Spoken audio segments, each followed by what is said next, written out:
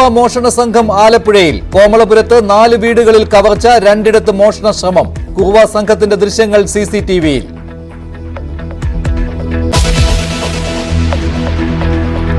Party അന്വേഷണ report അനുകൂലമായതോടെ Thomas K തോമസിനെ മന്ത്രിയാക്കണമെന്ന് വീണ്ടും ആവശ്യപ്പെടാൻ NCP. LDF-ൽ ആവശ്യമുന്നയിക്കും. ആരോപണത്തിന് പിന്നിൽ ആന്റണി രാജുവെന്ന് തോമസ് കെ തോമസ് വിഭാഗം.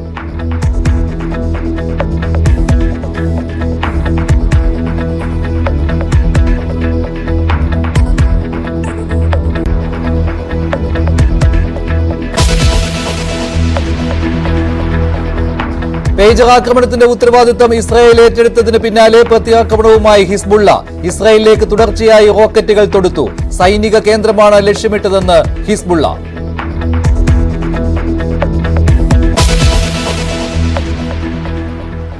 നിശബ്ദ പ്രചാരണ ദിവസം ചേലക്കരയിൽ വാർത്താ സമ്മേളനം നടത്തി PV അൻവർ. അൻവർ വാർത്താ സമ്മേളനം നടത്തുന്നതിനിടെ നാടകീയ സംഭവങ്ങളാണ് ഉണ്ടായത്. തെരഞ്ഞെടുപ്പ് ക്രമക്കേടുകളെക്കുറിച്ചായിരുന്നു അൻവറിന്റെ വാർത്താ സമ്മേളനത്തിലെ പ്രധാന പരാമർശങ്ങൾ. കള്ളപ്പണം മണ്ഡലങ്ങളിലേക്ക് ഒഴുകുന്നു എന്നും അൻവർ ആരോപിക്കുകയുണ്ടായി. അൻവർ വാർത്താ സമ്മേളനം നടത്തുന്നതിനിടെ വാർത്താ സമ്മേളനം നിർത്തണമെന്നാവശ്യപ്പെട്ട് തെരഞ്ഞെടുപ്പ് കമ്മീഷൻ ഉദ്യോഗസ്ഥർ സ്ഥലത്തെത്തി. എന്നിട്ടും അൻവർ വാർത്താ സമ്മേളനം തുടരുകയായിരുന്നു. അൻവറിന് നോട്ടീസ് നൽകിയിട്ടുണ്ടെന്ന് തെരഞ്ഞെടുപ്പ് ഉദ്യോഗസ്ഥർ അറിയിച്ചിട്ടുണ്ട്. അൻവർ വഴങ്ങിയില്ല. വീണ്ടും വാർത്താ സമ്മേളനം തുടരുകയായിരുന്നു അൻവർ ചെയ്തത്. അൻവറിന്റെ വാർത്താ സമ്മേളനത്തിലേക്ക് ഒപ്പം തെരഞ്ഞെടുപ്പ് ഉദ്യോഗസ്ഥർ അൻവറിനെ സമീപിച്ച് നോട്ടീസ് നൽകുന്ന ദൃശ്യങ്ങളും. പ്രസ് കോൺഫറൻസിന് പെർമിഷൻ വേണോ? ഇല്ലില്ല, നിങ്ങൾ അത് എഴുതു. വയലേഷൻ മാത്രം. എന്താണ് വയലേറ്റ് ചെയ്യുന്നത്? ഏത് ആക്ടിന്റെ ഏത് റൂളിന്റെ അടിസ്ഥാനത്തിലാണ് വയലേറ്റ് ചെയ്യുന്നത്?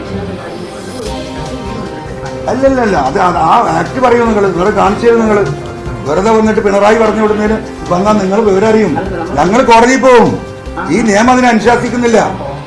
നിങ്ങൾ ആരുടെയെങ്കിലും എന്താ പറയാ പിണയാളുകളായി വന്നിട്ട് കാര്യമില്ല. നിങ്ങൾ വരുന്നതിന് മുമ്പ് ആ ആക്ടെങ്കിലും നിങ്ങളത് വായിച്ചു നോക്കണം. അല്ല, നിങ്ങളുടെ ഇലക്ഷൻ എന്ന് പറഞ്ഞാൽ എല്ലാവർക്കും ഉള്ളതല്ലേ? അത് എന്തിന്റെ അടിസ്ഥാനത്തിലാണ് നിങ്ങൾ വന്ന് അതൊന്ന് വായിക്കൂ. പത്രക്കാരൊന്ന് കേൾക്കട്ടെ.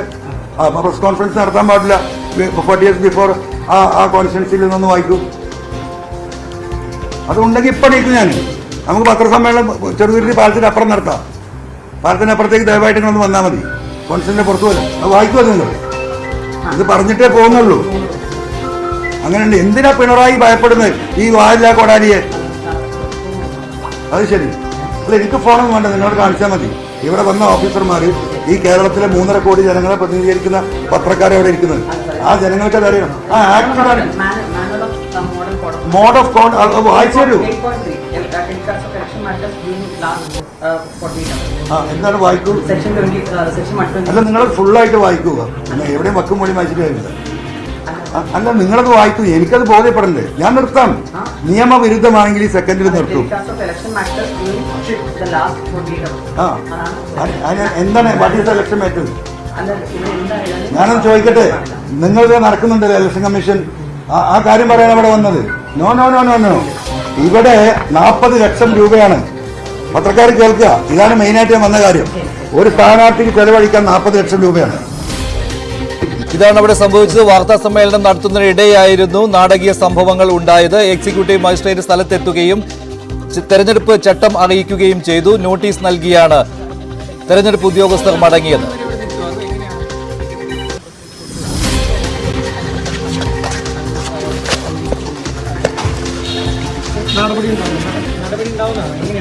പൂർണ്ണമായും നടത്തുന്നവരെ ഇവിടെ തന്നെ നിൽക്കുമോ? അത് ഈ പ്രസ് മീറ്റ് കഴിയുന്നവരെ വെയിറ്റ് ചെയ്യൂ. തീരുമാനം നടപടി ഉണ്ടാവുന്നതാണ്.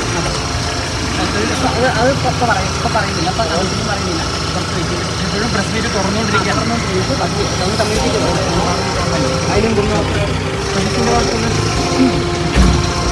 പരസ്യ പ്രചാരണം അവസാനിച്ചു കഴിഞ്ഞാൽ വാർത്താ സമ്മേളനം നടത്തരുത്, നേതാക്കൾ പ്രചാരണം നടത്തരുത് എന്നുള്ള തെരഞ്ഞെടുപ്പ് ചട്ടങ്ങൾ ലംഘിച്ചു എന്നുള്ളതാണ് അൻവറിനെതിരെയുള്ള നോട്ടീസിൽ ചൂണ്ടിക്കാണിച്ചിരിക്കുന്നത്. ഇക്കാര്യം ചൂണ്ടിക്കാണിച്ചിട്ടും അൻവർ വാർത്താ സമ്മേളനം തുടരുകയായിരുന്നു. എന്നാൽ വാർത്താ സമ്മേളനം നടത്താൻ പറ്റില്ല എന്നുള്ള ചട്ടം ഇല്ലെന്നും കീഴ്വഴക്കം മാത്രമാണ് ഉള്ളതെന്നുമാണ് PV അൻവറിന്റെ വാദം. തുടർന്ന് വാർത്താ സമ്മേളനം നടത്തിയപ്പോൾ അദ്ദേഹം ഇക്കാര്യം പറയുകയും ചെയ്തു. അതുമാത്രമല്ല, തെരഞ്ഞെടുപ്പ് ചട്ടങ്ങൾ ലംഘിച്ചുകൊണ്ട് കള്ളപ്പണം ഒഴുകുന്നുണ്ട് പ്രചാരണ സമയങ്ങളിൽ എന്നായിരുന്നു PV അൻവറിന്റെ പ്രധാനപ്പെട്ട ആരോപണം. തെരഞ്ഞെടുപ്പ് കമ്മീഷനെതിരെയും അൻവർ ആരോപണം ഉന്നയിക്കുകയായിരുന്നു ഈ വാർത്താ സമ്മേളനത്തിൽ. അൻവറിന്റെ വാക്കുകളിലേക്ക്. അല്ല, സാധാരണഗതിയിൽ മുൻകാലങ്ങളിലൊന്നും തന്നെ നമ്മൾ ഇത്തരത്തിലുള്ള ഒരു കീഴ്വഴക്കം കണ്ടിട്ടില്ല. അതായത് കീഴ്വഴക്കല്ലല്ലോ നാട്ടുകാരുണ്ടാക്കുന്ന കീഴ്വഴക്കല്ലല്ലോ നിയമം കീഴ്വഴക്കമാണ്. നിയമമാണ് ഇവിടെ നടപ്പിലാവേണ്ടത്, കീഴ്വഴക്കല്ല. ഇതിപ്പോൾ ഒരു മതത്തിൻ്റെ ഒരു കാര്യമാണെങ്കിൽ കീഴ്വഴക്കം പറയാം, ഒരു കുടുംബത്തിൻ്റെ കാര്യമാണെങ്കിൽ കീഴ്വഴക്കം പറയാം. ഇതൊരു നിയമത്തിൻ്റെ പ്രശ്നമാണ്. അപ്പോൾ നിങ്ങളെപ്പോലെയുള്ള ആളുകൾ ഇത് നിയമത്തിൻ്റെ കണ്ണിലൂടെയാണ് കാണുന്നത്. കൂടുതൽ വിവരങ്ങളുമായി MG മിഥുൻ ചേരുകയാണ്. മിഥുൻ, 1 മണിക്കൂറിലേറെ സമയമാണ് ഇന്ന് വാർത്താ സമ്മേളനത്തിനായി അൻവർ ചെലവഴിച്ചത്. ഇത് കരുതി കൂട്ടി അദ്ദേഹം നടത്തിയതാണ് എന്ന കാര്യത്തിൽ സംശയമില്ലല്ലോ. അതുമാത്രമല്ല, നേതാക്കൾ നിശബ്ദ പ്രചാരണ സമയത്ത് മണ്ഡലത്തിന് വെളിയിലുള്ളവരാണെങ്കിൽ അവർ മണ്ഡലം വിട്ടു പോകണം എന്നുള്ള ചട്ടവും ഉള്ളതാണല്ലോ. ഇതെല്ലാം അറിയാമായിരുന്നിട്ടും MLA ചട്ടം ലംഘിക്കുകയായിരുന്നുവല്ലോ ചെയ്തത്. തുടർ നടപടി എന്തായിരിക്കും എന്നുള്ള കാര്യം തെരഞ്ഞെടുപ്പ് കമ്മീഷൻ ഉദ്യോഗസ്ഥർ പറയുന്നുണ്ട്.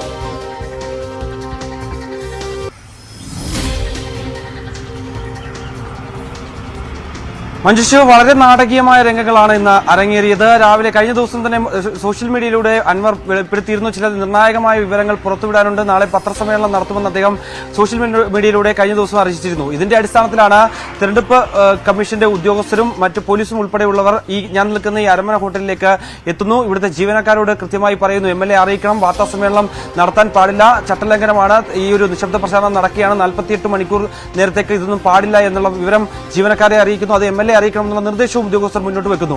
അതിനുശേഷം ഇവിടുത്തെ ജീവനക്കാർ MLA ഇത് വിളിച്ച് അറിയിക്കുകയായിരുന്നു, വാർത്താ സമ്മേളനം നടത്താൻ പാടില്ല എന്ന് ഉദ്യോഗസ്ഥരെത്തി അറിയിച്ചിരിക്കുന്നു എന്ന് MLA പറയുന്നു. പക്ഷേ താൻ വാർത്താ സമ്മേളനം നടത്താൻ അവിടേക്ക് വരികയാണ് എന്നുള്ള മറുപടിയായിരുന്നു ഇവിടുത്തെ ജീവനക്കാർക്ക് ലഭിച്ചത്. തുടർന്ന് PV അൻവർ ഇവിടേക്ക് എത്തുമ്പോൾ ഗേറ്റ് ക്ലോസ് ചെയ്തിരിക്കുകയായിരുന്നു. പുറത്ത് പോലീസ് ഉദ്യോഗസ്ഥരും ഒപ്പം തന്നെ ഈ തെരഞ്ഞെടുപ്പ് കമ്മീഷന്റെ പ്രതിനിധികളും ഉണ്ടായിരുന്നു. ആ സമയത്ത് PV അൻവറിനെ അവർ തടഞ്ഞില്ല.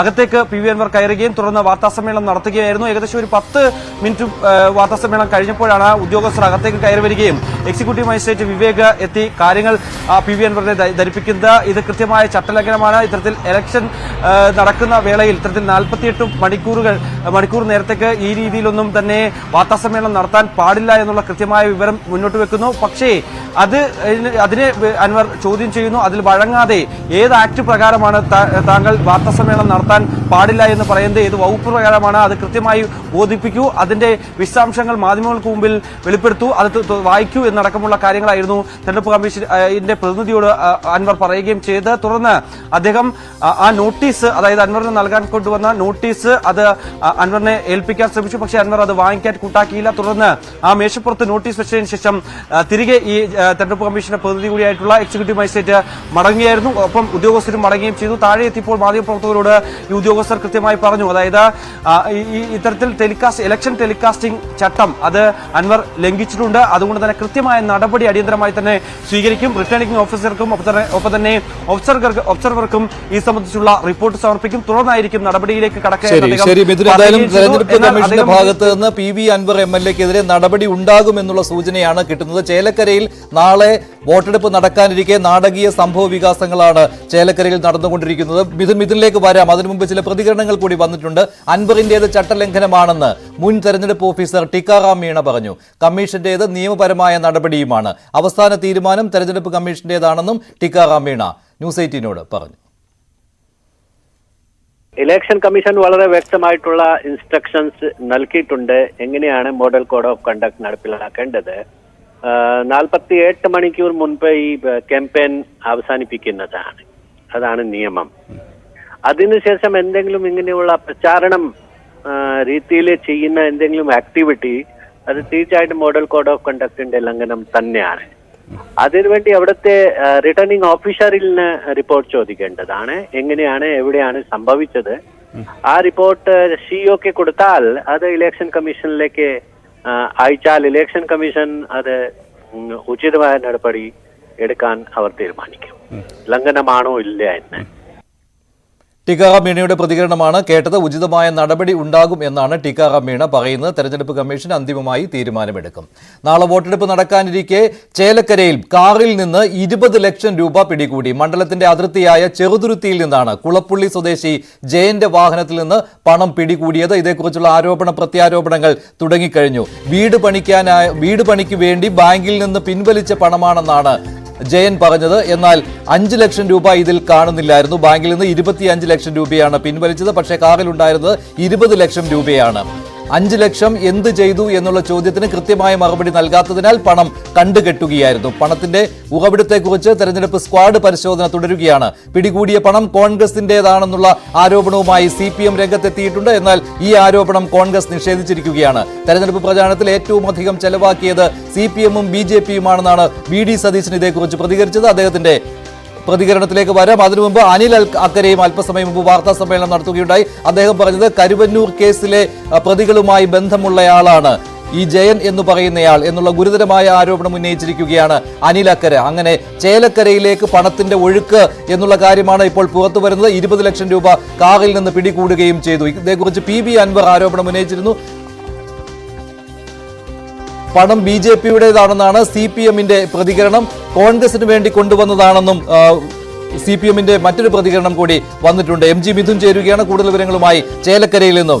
മിഥുൻ, എന്താണ് യഥാർത്ഥത്തിൽ സംഭവിക്കുന്നത്? ഇക്കാര്യത്തിൽ വീട് പണിക്ക് കൊണ്ടുവന്ന പണമാണ് എന്നുള്ള മൊഴിയാണല്ലോ കാറിന്റെ ഉടമ പറഞ്ഞിരിക്കുന്നത്. വ്യവസായിയും മകനും കാറിലുണ്ടായിരുന്നു എന്നുള്ള ആദ്യ വാർത്ത വന്നിരുന്നു. യഥാർത്ഥത്തിൽ എന്താണ് സംഭവിച്ചത്? ഇത് തെരഞ്ഞെടുപ്പിന് വേണ്ടി പണമൊഴുക്കുന്നു എന്ന ആരോപണം സാധൂകരിക്കുന്നതാണോ അതോ ഇതിൽ മറ്റ് ദുരൂഹതകളൊന്നും ഇല്ല എന്നാണോ?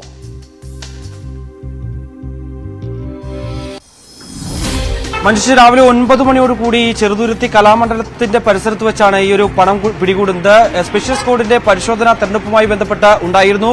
ഈ സമയത്താണ് കിയ വാഹനത്തിലാണ് ഈ ജയൻ എത്തുന്നത്. കൊളപ്പുള്ളി സ്വദേശിയാണ് ജയൻ. ആ സമയത്ത് വാഹനം പരിശോധിക്കുന്നു. വാഹനത്തിന്റെ ഡിക്കിയിൽ ഒരു ബാഗിലായിരുന്നു ഈ തുക കണ്ടെത്തിയത്. 19.7 ലക്ഷം രൂപയായിരുന്നു ഈ ബാഗിൽ ഉണ്ടായിരുന്നത്. അതുമായി ബന്ധപ്പെട്ടുള്ള ചോദ്യത്തിന് ജയൻ പറഞ്ഞത് തന്റെ വീട് പണി നടക്കുകയാണ്, വീട് പണിക്കുള്ള ടൈൽസ് എടുക്കുന്നതിന് വേണ്ടി എറണാകുളത്തേക്ക് പോകുന്ന വഴിയാണ്. അതുമായി ബന്ധപ്പെട്ട് ചില രേഖകളും ജയൻ ഹാജരാക്കി. അതായത് 25 ലക്ഷം രൂപ ബാങ്കിൽ നിന്ന് പിൻവലിച്ചതിന്റെ രേഖകളാണ് ഈ ഉദ്യോഗസ്ഥർക്ക് മുമ്പിൽ കാട്ടിയത്. പക്ഷേ ബാക്കി തുക 5.3 ലക്ഷം രൂപ എവിടെ പോയി, എവിടെയാണത് വെച്ചിരിക്കുന്നത് എന്നടക്കമുള്ള ചോദ്യങ്ങൾക്ക് കൃത്യമായ മറുപടി പറയാൻ ജയന് സാധിച്ചില്ല. മറ്റ് ആവശ്യമായ രേഖകൾ ഹാജരാക്കാനും സാധിക്കാത്തതിനെ തുടർന്ന് ഈ പണം കണ്ടുകെട്ടിക്കൊണ്ട് പോവുകയായിരുന്നു സ്പെഷ്യൽ സ്ക്വാഡ് എന്നുള്ളതാണ് നമുക്ക് ലഭ്യമാകുന്ന വിവരം. തുടർന്നാണ് വലിയ വാദപ്രതിവാദങ്ങളിലേക്ക് പോകുന്നത്. ഈ ജയൻ കരുവന്നൂർ ബാങ്കിലെ പ്രതികളുമായി നേരിട്ട് ബന്ധമുള്ള വ്യക്തികളാണ് എന്നാണ് അല്പസമയത്തിന് മുമ്പ് അനിൽ അക്കര മുൻ MLA, വടക്കാഞ്ചേരി മുൻ MLA വ്യക്തമാക്കുന്നത്. അത്തരത്തിൽ പണം CPM വ്യാപകമായി ചേലക്കരയിൽ ഒഴുക്കി എന്നുള്ള ആരോപണം കോൺഗ്രസ് ഉയർത്തുന്നു. അതേസമയം ഇതിനെതിരെ CPM രംഗത്ത് വന്നിട്ടുണ്ട്. BJP-യുടെ പണമാണ് എന്നുള്ള ആരോപണമാണ് CPM ഇതുമായി ബന്ധപ്പെട്ട് ഉയർത്തുന്നത്. എന്തായാലും വലിയ ദുരൂഹതയിലേക്ക് കാര്യങ്ങൾ പോകുന്നു. എന്തുകൊണ്ട് ഇത്തരത്തിൽ 25 ലക്ഷം രൂപ കൊണ്ടുവന്നെടുത്ത് ബാക്കി തുക എങ്ങോട്ടേക്ക് പോയി, അതിന്റെ ആവശ്യമായ രേഖകളില്ല എന്നാണ് ഉദ്യോഗസ്ഥർ പറയുന്നത്. അതിൽ ഈ സമയത്ത്, അതായത് അല്പസമയത്തിന് മുമ്പ് PV അൻവർ നടത്തിയ വാർത്താ സമ്മേളനത്തിലും 35 ലക്ഷം രൂപ മാത്രമാണ് ഒരു പാർട്ടിക്ക് ഈ ഒരു തെരഞ്ഞെടുപ്പ് കമ്മീഷൻ അനുവദിച്ചിരിക്കുന്ന തുക ഈ പരസ്യപ്രചാരണവും മറ്റും ആയി അനുവദിച്ചിട്ടുള്ളത്. പക്ഷേ ഇവിടെ 35 കോടിയിൽ മുകളിലെ തുക ഈ 3 മുന്നണികളുമായി ഇവിടേക്ക് ഒഴുക്കിയിട്ടുണ്ട്. അത്രത്തോളം പണം ഇവിടെ ചെലവാക്കിയിട്ടുണ്ട്. നിരവധി തുക ഇവിടേക്ക് വന്നിട്ടുണ്ട്, ഒഴുകിയെത്തിയിട്ടുണ്ട്. കള്ളപ്പണ ഇടപാടുകൾ നടന്നിട്ടുണ്ട് എന്നുള്ള ഒരു ആരോപണം അൻവർ ഉന്നയിച്ചതിന് പിന്നാലെ കൂടിയാണ് ഈ ഒരു വിവരങ്ങൾ കൂടി ശക്തമായി പുറത്തു വരികയും ചെയ്യുന്നത്. എന്തായാലും ഇതുമായി ബന്ധപ്പെട്ടുള്ള അന്വേഷണത്തിലേക്ക് ഉദ്യോഗസ്ഥർ കടന്നിട്ടുണ്ട്. ജയനെ കൂടുതൽ ചോദ്യം ചെയ്യുകയാണ്. ജയൻ ഇപ്പോൾ പോലീസ് കസ്റ്റഡിയിലാണ്. ആർക്ക് വേണ്ടിയാണ് ഈ പണം എത്തിച്ചത്, അല്ലെങ്കിൽ ജയൻ പറയുന്നത് ഏതെങ്കിലും സത്യമുണ്ടോ, അതാണോ നിജസ്ഥിതി എന്നടക്കമുള്ള കാര്യങ്ങൾ പോലീസ് പരിശോധിച്ചു വരികയാണ്. ശരി മിഥുൻ, എന്തായാലും പരസ്പര ആരോപണ പ്രത്യാരോപണങ്ങൾ വന്നു കഴിഞ്ഞു. കോൺഗ്രസിന്റേതാണ് ഈ പണം എന്നുള്ള ആരോപണം ആദ്യം CPM ഉന്നയിച്ചിരുന്നു. ഇക്കാര്യം CPM പാലക്കാട് ജില്ലാ സെക്രട്ടറിയാണ് ആദ്യം ആരോപണമായി ഉന്നയിച്ചത്. ഇതിനുള്ള മറുപടി VD സതീശൻ നൽകിയിട്ടുണ്ട്. അതിലേക്ക് ആരാ പൈസ കൊടുത്തിട്ട് അന്വേഷിച്ചാൽ മതി. 41 കോടി 40 ലക്ഷം കൊണ്ടുവന്ന ആള് കേസിലെ പ്രതിയായില്ലല്ലോ, കേസിലെ സാക്ഷിയായിട്ട് നിൽക്കുകയല്ലേ, ഇപ്പൊ നിൽക്കുകയല്ലേ.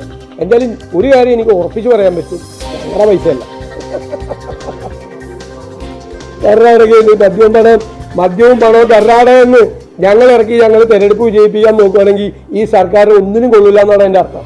അങ്ങനെ ആ എക്സൈസ് വന്ന് രാജിവെച്ച് പുറത്തു പോകും. ഞങ്ങൾ കർണാടകയിൽ നിന്ന് സ്പിരിറ്റ് ഇളക്കി ഇവിടെ കൊണ്ടുവരണമെങ്കിൽ ഇദ്ദേഹം എന്തിനാണ് മന്ത്രിയായിരിക്കുന്നത്? ഇതിനേക്കാൾ വലിയ ആരോപണം ഉന്നയിക്കുകയാണ് ഇപ്പോൾ കോൺഗ്രസ് തിരിച്ച് CPM-നെതിരെ. ചേലക്കരയിൽ കാറിൽ നിന്ന് കണ്ടെടുത്ത 20 ലക്ഷത്തിന്റെ സ്രോതസ് എവിടെയാണ് എന്നുള്ള കാര്യമാണ് ഇപ്പോൾ അനിൽ അക്കരെ മാധ്യമങ്ങളോട് പറഞ്ഞത്. പിടിക്കപ്പെട്ട ജയൻ, ആ കാറിലുണ്ടായിരുന്ന ജയൻ, കരുവന്നൂർ കേസിൽ ജയിലിൽ കിടന്നിരുന്ന സതീശന്റെയും അരവിന്ദാക്ഷന്റെയും അടുത്ത ചങ്ങാതിയാണ് എന്നുള്ള ആരോപണമാണ് ഇപ്പോൾ കോൺഗ്രസ് ഉന്നയിക്കുന്നത്. അതുമാത്രമല്ല EP ജയരാജനുമായിട്ടും ബന്ധമുള്ളയാളാണ്. ഈ പണം CPM-നായി കൊണ്ടുവന്നതെന്നാണ് അനിൽ അക്കര അല്പസമയം മുമ്പ് മാധ്യമങ്ങളോട് പറഞ്ഞത്. എന്നാൽ എന്തായാലും ഈ വിഷയം ചേലക്കരയിൽ കണ്ടെടുത്ത ഈ പണത്തിന്റെ സ്രോതസ് എന്താണ് എന്നുള്ള കാര്യത്തിൽ ചർച്ചകൾ തുടരുകയാണ്, ആരോപണ പ്രത്യാരോപണങ്ങളും തുടരുകയാണ്.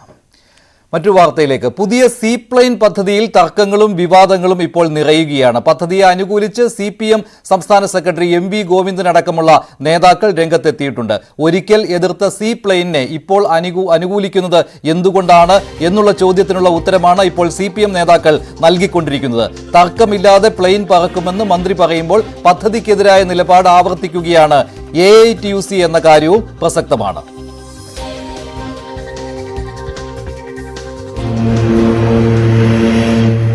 11 വർഷങ്ങൾക്കിപ്പുറം എത്തുമ്പോഴും വിവാദങ്ങളുടെ റൺവേയിൽ തന്നെയാണ് സീപ്ലെയിൻ. പദ്ധതി അനുകൂലിച്ചെന്ന് ആദ്യം രംഗത്തെത്തിയത് CPM സംസ്ഥാന സെക്രട്ടറി MV ഗോവിന്ദൻ. അന്ന് കണ്ണും പൂട്ടി എതിർത്ത വിമാനത്തെ ഇന്ന് കൈയും നീട്ടി സ്വീകരിക്കുന്നതിലെ നിലപാട് മാറ്റം ചോദ്യം ചെയ്യുമ്പോൾ CPM സംസ്ഥാന സെക്രട്ടറിയുടെ താത്വികമായ ഉത്തരം ഇങ്ങനെയാണ്. അങ്ങനെ ഇപ്പോൾ ഓരോന്നും പുതിയ രീതിയിൽ വന്നുകൊണ്ടിരിക്കുന്ന ഓരോന്നിനെയും എതിർക്കാൻ പറ്റും എല്ലാ കാലത്തും. ഞാൻ പറഞ്ഞ നിങ്ങൾക്ക് മനസ്സിലായില്ലേ? അതേ ഞാൻ പറഞ്ഞത് എല്ലാ കാലത്തൊന്നും. നിലവിൽ ഡാമുകൾ കേന്ദ്രീകരിച്ചുള്ള റൂട്ട് മാത്രമായതിനാൽ വിവാദങ്ങളുടെ കാര്യമില്ല എന്നാണ് M സ്വരാജിന്റെ നിലപാട്. മത്സ്യത്തൊഴിലാളികളുടെ ആശങ്കകൾ പരിഹരിച്ച് പദ്ധതി നടപ്പാക്കുമെന്ന് അദ്ദേഹം പറയുന്നു. ഇനി കായലിൽ ലാൻഡ് ചെയ്യണമെങ്കിൽ ഏത് ഭാഗങ്ങളിലാവാം, എവിടെയാണ് മത്സ്യത്തൊഴിലാളികൾക്ക് ദോഷം ചെയ്യാത്തത്, മത്സ്യസമ്പത്തിനെ ബാധിക്കാത്തത്, ഇങ്ങനെ ശാസ്ത്രീയമായി പഠിച്ചും എല്ലാവരും വിശ്വാസത്തിലെടുത്തും വേണം ചെയ്യാൻ. ഈ ഗവൺമെന്റിന്റെ പ്രത്യേകത അതാണ്. ഒരു എതിർപ്പ് ഉയർന്നു വരുന്ന സമയത്ത് എതിർപ്പിന്റെ അടിസ്ഥാന കാരണം എന്താണ് എന്ന് പരിശോധിച്ച് അത് പരിഹരിക്കാനാണ് ഞങ്ങൾ ശ്രമിക്കുന്നത്. കായൽ ലാൻഡിംഗ് ഇല്ലാത്തതിനാൽ പദ്ധതിയിൽ വിവാദത്തിന്റെ കാര്യമില്ല എന്ന് ആവർത്തിക്കുന്നു ടൂറിസം മന്ത്രി മുഹമ്മദ് റിയാസ്. അന്ന് എന്തുകൊണ്ട് എതിർത്തു എന്ന ചോദ്യത്തിന് മന്ത്രി നൽകുന്ന ഉത്തരം ഇങ്ങനെയാണ്. UDFന്റെ സീപ്ലെയിൻ അല്ല, LDFന്റെ സീപ്ലെയിൻ. UDFന്റെ കാലത്തെ സീപ്ലെയിൻ എന്നുള്ളത് തൊഴിലാളി വിരുദ്ധ ജനാധിപത്യ വിരുദ്ധ സീപ്ലെയിൻ ആയിരുന്നു. ഇപ്പോഴത്തെ സീപ്ലെയിൻ ജനാധിപത്യ ജനകീയ സീപ്ലെയിനാണ്. CPMന്റെ നിലപാട് മാറ്റവും ന്യായീകരണവുമൊന്നും CPIക്ക് ദയിച്ച മട്ടില്ല. മത്സ്യത്തൊഴിലാളികളെ ബാധിച്ചാൽ പദ്ധതിയോടുള്ള എതിർപ്പ് തുടരുമെന്ന് ആവർത്തിക്കുന്നു CPI ജില്ലാ സെക്രട്ടറി TJ ആഞ്ചലോസ്. സംസ്ഥാന സെക്രട്ടറി ബിനോയ് വിശ്വത്തിന് പദ്ധതിയോട് എതിർപ്പുണ്ടോ എന്നറിയില്ല, പക്ഷെ പ്രതികരണമില്ല. സീപ്ലെയിൻ പദ്ധതിയോടുള്ള എതിർപ്പ് തുടരുമെന്ന് ആവർത്തിക്കുകയാണ് AITUC. UDF ആകട്ടെ 11 വർഷങ്ങൾക്ക് മുമ്പ് തങ്ങൾ കൊണ്ടുവന്ന പദ്ധതിയെ അന്ന് എതിർത്ത CPM ഇന്ന് പദ്ധതിയെ കണ്ണുപൂട്ടി സ്വീകരിക്കുന്നതിലെ നിലപാട് മാറ്റത്തെ പരിഹസിക്കുന്നു.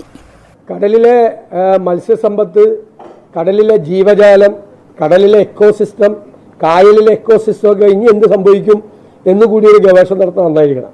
അന്നത്തെ ഇവരുടെ എല്ലാവരുടെയും പ്രസംഗങ്ങൾ, ഇവരുടെ പ്രസ്താവനകൾ എല്ലാം റീപ്രൊഡ്യൂസ് ചെയ്തൊരു പുസ്തകമാക്കിയാൽ അതൊരു അമൂല്യ സമ്പത്തായിരിക്കും.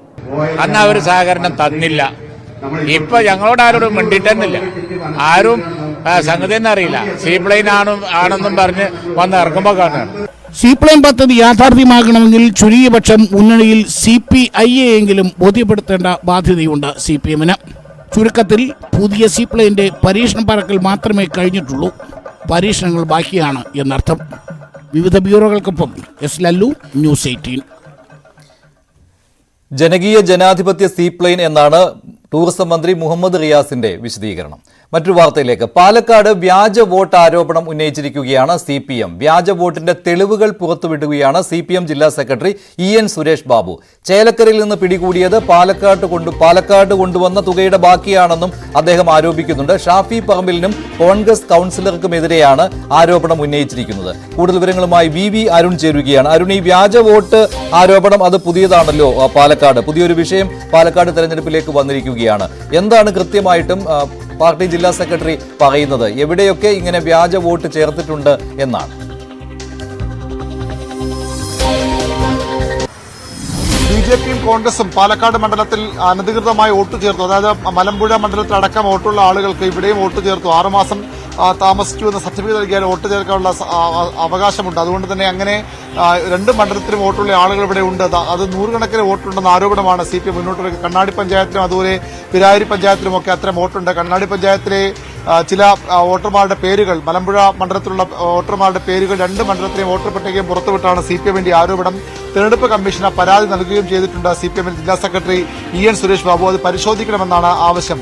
ഈ തിരിച്ചറിഞ്ഞ വോട്ടർമാരുടെ വീടുകൾ കയറി CPM ഇങ്ങനെ വോട്ട് ചെയ്യാൻ വരരുതെന്ന് അഭ്യർത്ഥിക്കുമെന്നും നേതാക്കൾ പറയുന്നുണ്ട്. മറ്റൊരു പ്രധാനപ്പെട്ട കാര്യമുള്ളത്, ചേലക്കര മണ്ഡലത്തിന് അതിർത്തിയായ ചെറുതുരുത്തിയിൽ നിന്നാണ് 25 ലക്ഷം രൂപ പിടികൂടിയത്. വാഹനത്തിൽ കടത്താൻ ശ്രമിച്ച പണമാണ് ഇലക്ഷൻ സ്ക്വാഡ് പിടികൂടിയത് പാലക്കാട് സ്വദേശി CC ജയൻ എന്ന ആളിൽ നിന്നാണ് പണം പിടികൂടിയത്. ഇയാൾ പറയുന്നത് വീട് നിർമ്മിക്കാൻ എടുത്ത തുകയാണ് 25 ലക്ഷം രൂപയാണ് ബാങ്കിൽ നിന്ന് എടുത്തത്. അതിൽ 19.8 ലക്ഷം രൂപയാണ് ഈ ഇലക്ഷൻ സ്ക്വാഡ് പിടികൂടിയിട്ടുള്ളത്. ഇത് കള്ളപ്പണം പാലക്കാട് കൊണ്ടുവന്ന KPM ഹോട്ടലിൽ വെച്ച് കൈമാറ്റം ചെയ്യപ്പെട്ട അല്ലെങ്കിൽ അവിടെ നിന്ന് തട്ടിക്കൊണ്ടുപോയ പണത്തിന്റെ ബാക്കി എന്ന ആരോപണമാണ് CPM ഉന്നയിക്കുന്നത്. മാത്രമല്ല ഈ പണം കൊണ്ടുവന്ന ജയനെ പാലക്കാട് നഗരസഭയിലെ ഒരു കോൺഗ്രസ് കൗൺസിലറുമായി അടുത്ത ബന്ധമുള്ളയാളാണ്. ആ കോൺഗ്രസ് കൗൺസിലർ ഷാഫി പറമ്പിൽ MPയുടെ അടുത്ത അനുയായിയും ഗ്രൂപ്പുകാരനുമൊക്കെയാണ്. അതുകൊണ്ട് ഇത് കോൺഗ്രസ് ബന്ധമുണ്ട്, ഇതിൽ സമഗ്ര അന്വേഷണം വേണമെന്ന ആവശ്യമാണ് CPM മുന്നോട്ട് വയ്ക്കുന്നത്. അതേസമയം തന്നെ കോൺഗ്രസ് ഈ ആരോപണം തിരിച്ച് CPMന് മേൽ വയ്ക്കുന്നുമുണ്ട്. അനിലക്കര ഇപ്പോൾ ചേലക്കരയിൽ വാർത്താസമ്മേളനം നടത്തി ആരോപിക്കുന്നത് അതാണ്. EP ജയൻ അടക്കമുള്ള CPM നേതാക്കളുമായി ബന്ധമുള്ളയാളാണ് ഈ പണം കൊണ്ടുവന്ന ജയൻ എന്ന ആരോപണം. വളരെ ഗുരുതരമായ കാര്യമാണല്ലോ അരുൺ. ഇപ്പോൾ CPM ഉന്നയിക്കുന്നതിനേക്കാൾ സ്പെസിഫിക് ആയിട്ടാണല്ലോ ഈ വിഷയത്തിൽ കോൺഗ്രസ് ആരോപണം ഉന്നയിച്ചുകൊണ്ടിരിക്കുന്നത്. കരുവന്നൂർ കേസുമായിട്ടും കോൺഗ്രസ് ബന്ധപ്പെടുത്തുന്നുണ്ട്. കരുവന്നൂർ കേസിലെ പ്രതികൾ സതീശന്റെയും അരവിന്ദാഷിന്റെയും പേര് പറഞ്ഞുകൊണ്ട് തന്നെയാണ് അനിലക്കര ഈ ആരോപണം ഉന്നയിച്ചിരിക്കുന്നത്. അങ്ങനെ വരുമ്പോൾ അന്ന് EP ജയരാജനുമായിട്ട് ഈ പ്രതികൾക്ക് ബന്ധമുണ്ട്, സതീശന് ബന്ധമുണ്ട് എന്നുള്ള കാര്യവും ഉണ്ടായിരുന്നുവല്ലോ. അതും ഉന്നയിക്കുമ്പോൾ ഈ പിടിയിലായിട്ടുള്ള ജയന് CPMുമായിട്ടാണ് അടുപ്പം എന്ന കാര്യം സാധൂകരിക്കുവാൻ കോൺഗ്രസിന് കഴിയുന്നുണ്ടല്ലോ.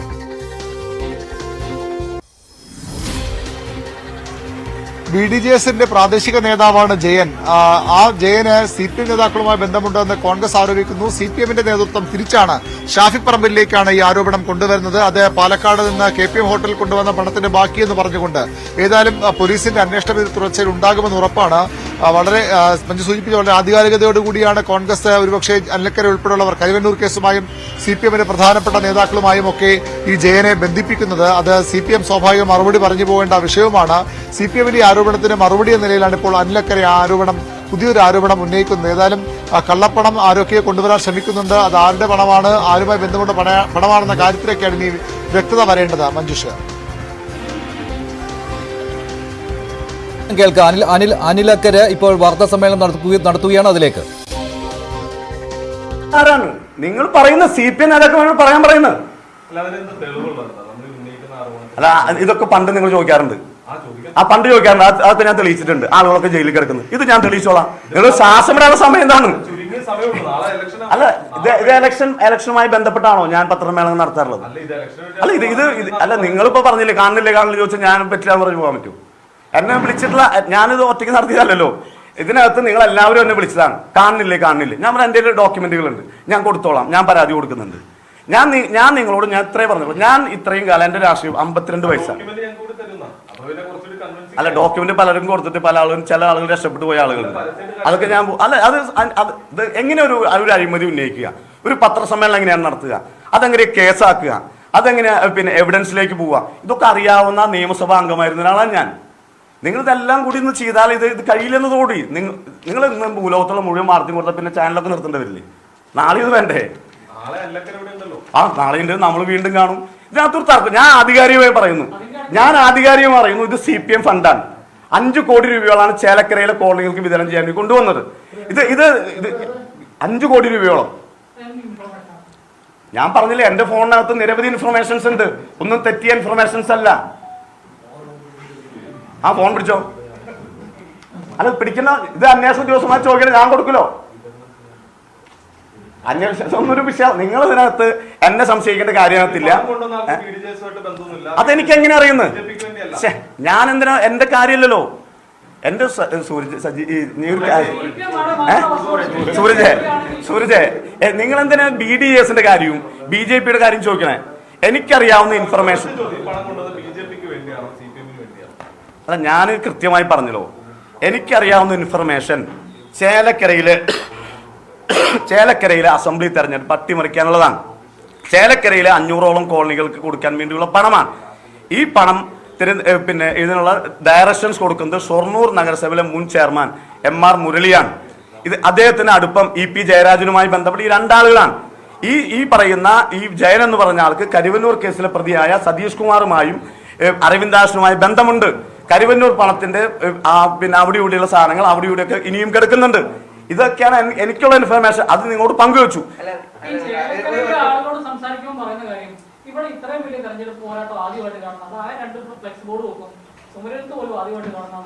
അങ്ങനെ CPM തുടർച്ചയായി ജയിച്ചുകൊണ്ടിരിക്കുന്ന ഒരു മണ്ഡലത്തിൽ പണമൊഴുക്ക് CPM ജയിക്കേണ്ട കാര്യമാണെന്നാണ് പറയുന്നത്. ചേലക്കരയിൽ കാറിൽ നിന്ന് പിടിച്ച പണത്തിന്റെ ഉറവിടത്തെക്കുറിച്ചുള്ള തർക്കങ്ങൾ തുടരുകയാണ്. കോൺഗ്രസ് ഇപ്പോൾ ആരോപിക്കുന്നത് CPMന്റെ പണമാണെന്നാണ്. കരുവന്നൂർ കേസുമായി ബന്ധപ്പെട്ടുള്ളതാണ് ഈ പണമെന്നുള്ള ആരോപണം ഉന്നയിക്കുകയാണ് അനിൽ അക്കര. അതേസമയം ഇത് വ്യാജമാണ്, തെറ്റായ ആരോപണമാണെന്നാണ് CPM പറയുന്നത്. CPM ആണ് ആദ്യം ആരോപണം ഉന്നയിച്ചത്. ഇത് കോൺഗ്രസിന്റെ പണമാണ്, പാലക്കാട്ടെ പണം ചേലക്കരയിലേക്ക് കൊണ്ടുപോവുകയായിരുന്നു എന്നാണ് CPMന്റെ ആരോപണം. അതോടൊപ്പം തന്നെ വ്യാജ വോട്ടെന്ന ആരോപണവും CPM ഉന്നയിച്ചിട്ടുണ്ട്. അത് പാലക്കാട്ട് കോൺഗ്രസും BJPയും വ്യാജ വോട്ടുകൾ ചേർക്കുന്നു എന്ന ആരോപണം ഉന്നയിച്ചതും CPM ജില്ലാ സെക്രട്ടറിയാണ്. അദ്ദേഹത്തിന്റെ വാക്കുകളിലേക്ക്. ഈ ഉപതെരഞ്ഞെടുപ്പുമായി ബന്ധപ്പെട്ട് പാലക്കാട് അസംബ്ലി മണ്ഡലത്തിൽ വ്യാപകമായ വ്യാജ വോട്ട് കോൺഗ്രസും BJPയും ചേർത്തിരിക്കുകയാണ്. വ്യാപകമാണത്. ആയിരക്കണക്കിന് വോട്ടാണ് കോൺഗ്രസും BJPയും ചേർത്തിയിട്ടുള്ളത്. അത് പരിശോധിക്കണമെന്ന് ആവശ്യപ്പെട്ടുകൊണ്ട് പാർട്ടി ജില്ലാ സെക്രട്ടറി എന്ന നിലയ്ക്ക് ഞാൻ തന്നെ ജില്ലാ കളക്ടർക്ക് പരാതി കൊടുത്തിട്ടുണ്ട്. അതിന്റെ കൂടുതൽ തെളിവുകൾ തന്നെ ഞങ്ങൾ ശേഖരിച്ചിട്ടുണ്ട്. മറ്റൊരു വാർത്തയിലേക്ക്. ആലപ്പുഴയിൽ കുറവ സംഘത്തിന്റെ മോഷണ പരമ്പര. മണ്ണഞ്ചേരിയിലും കോമളപുരത്തുമായി 4 ഇടത്താണ് മോഷണം നടത്തിയത്. മണ്ണഞ്ചേരി സ്വദേശിനി ഇന്ദുവിന്റെ 3 പവൻ മാലയും കവർന്നിട്ടുണ്ട്. സംഘത്തിന്റെ CCTV ദൃശ്യങ്ങളും പോലീസിന് കിട്ടിയിട്ടുണ്ട്. ആ ദൃശ്യങ്ങളാണ് ഇപ്പോൾ കാണുന്നത്. കുറവ ഭീഷണി നേരിടാൻ പ്രത്യേക സംഘത്തെ പോലീസ് നിയോഗിച്ചിട്ടുമുണ്ട്.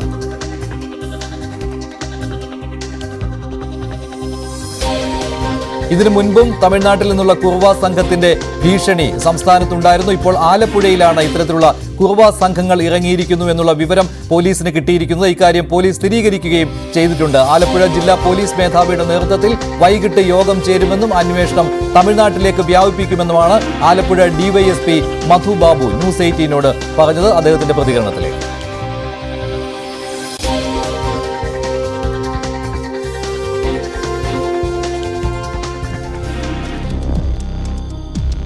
തമിഴ്നാട്ടിൽ നിന്നുള്ള കുർവ സംഘമാണ് മോഷണ പരമ്പരകൾക്ക് പിന്നിൽ എന്നുള്ള കാര്യം പോലീസ് ഏതാണ്ട് സ്ഥിരീകരിച്ചിട്ടുണ്ട്. കൂടുതൽ വിവരങ്ങളുമായി ശരണ്യ ചേരുകയാണ്. ശരണ്യ, ഇതിനു മുൻപും കുർവ സംഘം കേരളത്തിൽ എന്നുള്ള വാർത്തകൾ വന്നിട്ടുള്ളതാണ്. മാരകായുധങ്ങളുമായി ഇവർ ആളുകളെ ആക്രമിച്ച് മോഷണം പതിവാക്കുന്ന സംഘമാണ്. എന്താണിപ്പോൾ ഈ ആലപ്പുഴയിലെ ഈ സംഘത്തെക്കുറിച്ച് പോലീസ് ഏറ്റവും ഒടുവിൽ പറയുന്ന വിവരങ്ങൾ?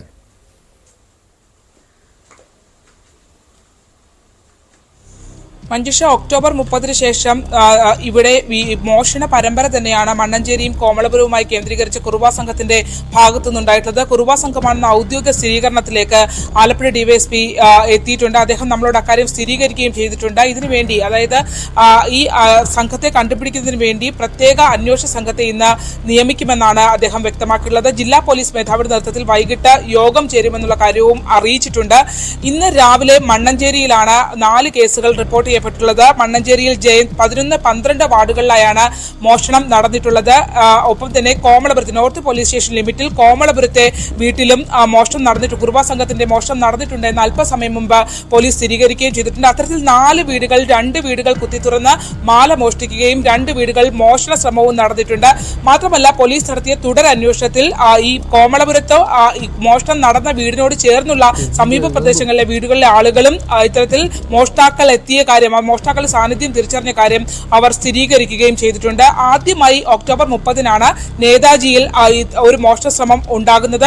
തുടർന്ന് നടത്തിയ പരിശോധനയിൽ പോലീസിന് ലഭിച്ച CCTV ദൃശ്യങ്ങളായിരുന്നു നിർണായകമായത്. അതിനകത്ത് ഉണ്ടായിരുന്ന 2 പ്രതികൾ, അത് കുറുവ സംഘത്തിനോട് സമാനമായ രീതിയിൽ വസ്ത്രം ധരിച്ചിരുന്നവരാണ്, സമാനമായ രീതിയിൽ സഞ്ചരിക്കുന്ന ആളുകളാണ്. അതുകൊണ്ട് തന്നെ പാലായിൽ നിന്ന് ജയിൽ മോചിതരായ 2 കുറുവ സംഘ അംഗങ്ങളാണോ ഇത് എന്ന് പോലീസ് സംശയിച്ചിരുന്നു. എന്നാൽ അന്ന് CCTVയിൽ കണ്ട ആളുകളുടെ ദൃശ്യങ്ങൾ തന്നെയാണ് ഇന്നലെ പുലർച്ചെ നടന്ന മോഷണത്തിലും കണ്ടെത്തിയിട്ടുള്ളത്.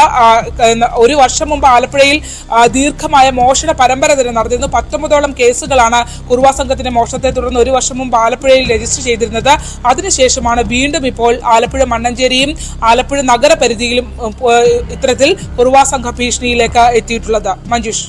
ഇവരുടെ ഈ വസ്ത്രധാരണ രീതി, അതുപോലെ തന്നെ അവരുടെ ഈ മോഷണം നടത്തുന്ന രീതി, CCTV യിൽ പതിഞ്ഞ ദൃശ്യങ്ങൾ കണ്ടുകൊണ്ടാണല്ലോ ഇപ്പോൾ പോലീസ് ഒരു സ്ഥിരീകരണം എന്ന് പറയാൻ പറ്റുമോ? ഇപ്പോൾ ഡിവൈഎസ്പിയുടെ വാക്കുകളിലും ഒരു പൂർണ്ണമായിട്ടൊരു സ്ഥിരീകരണം വന്നിട്ടില്ലല്ലോ ഇത് തമിഴ്നാട്ടിൽ നിന്നുള്ള ഈ കുറുവ സംഘമാണെന്ന്.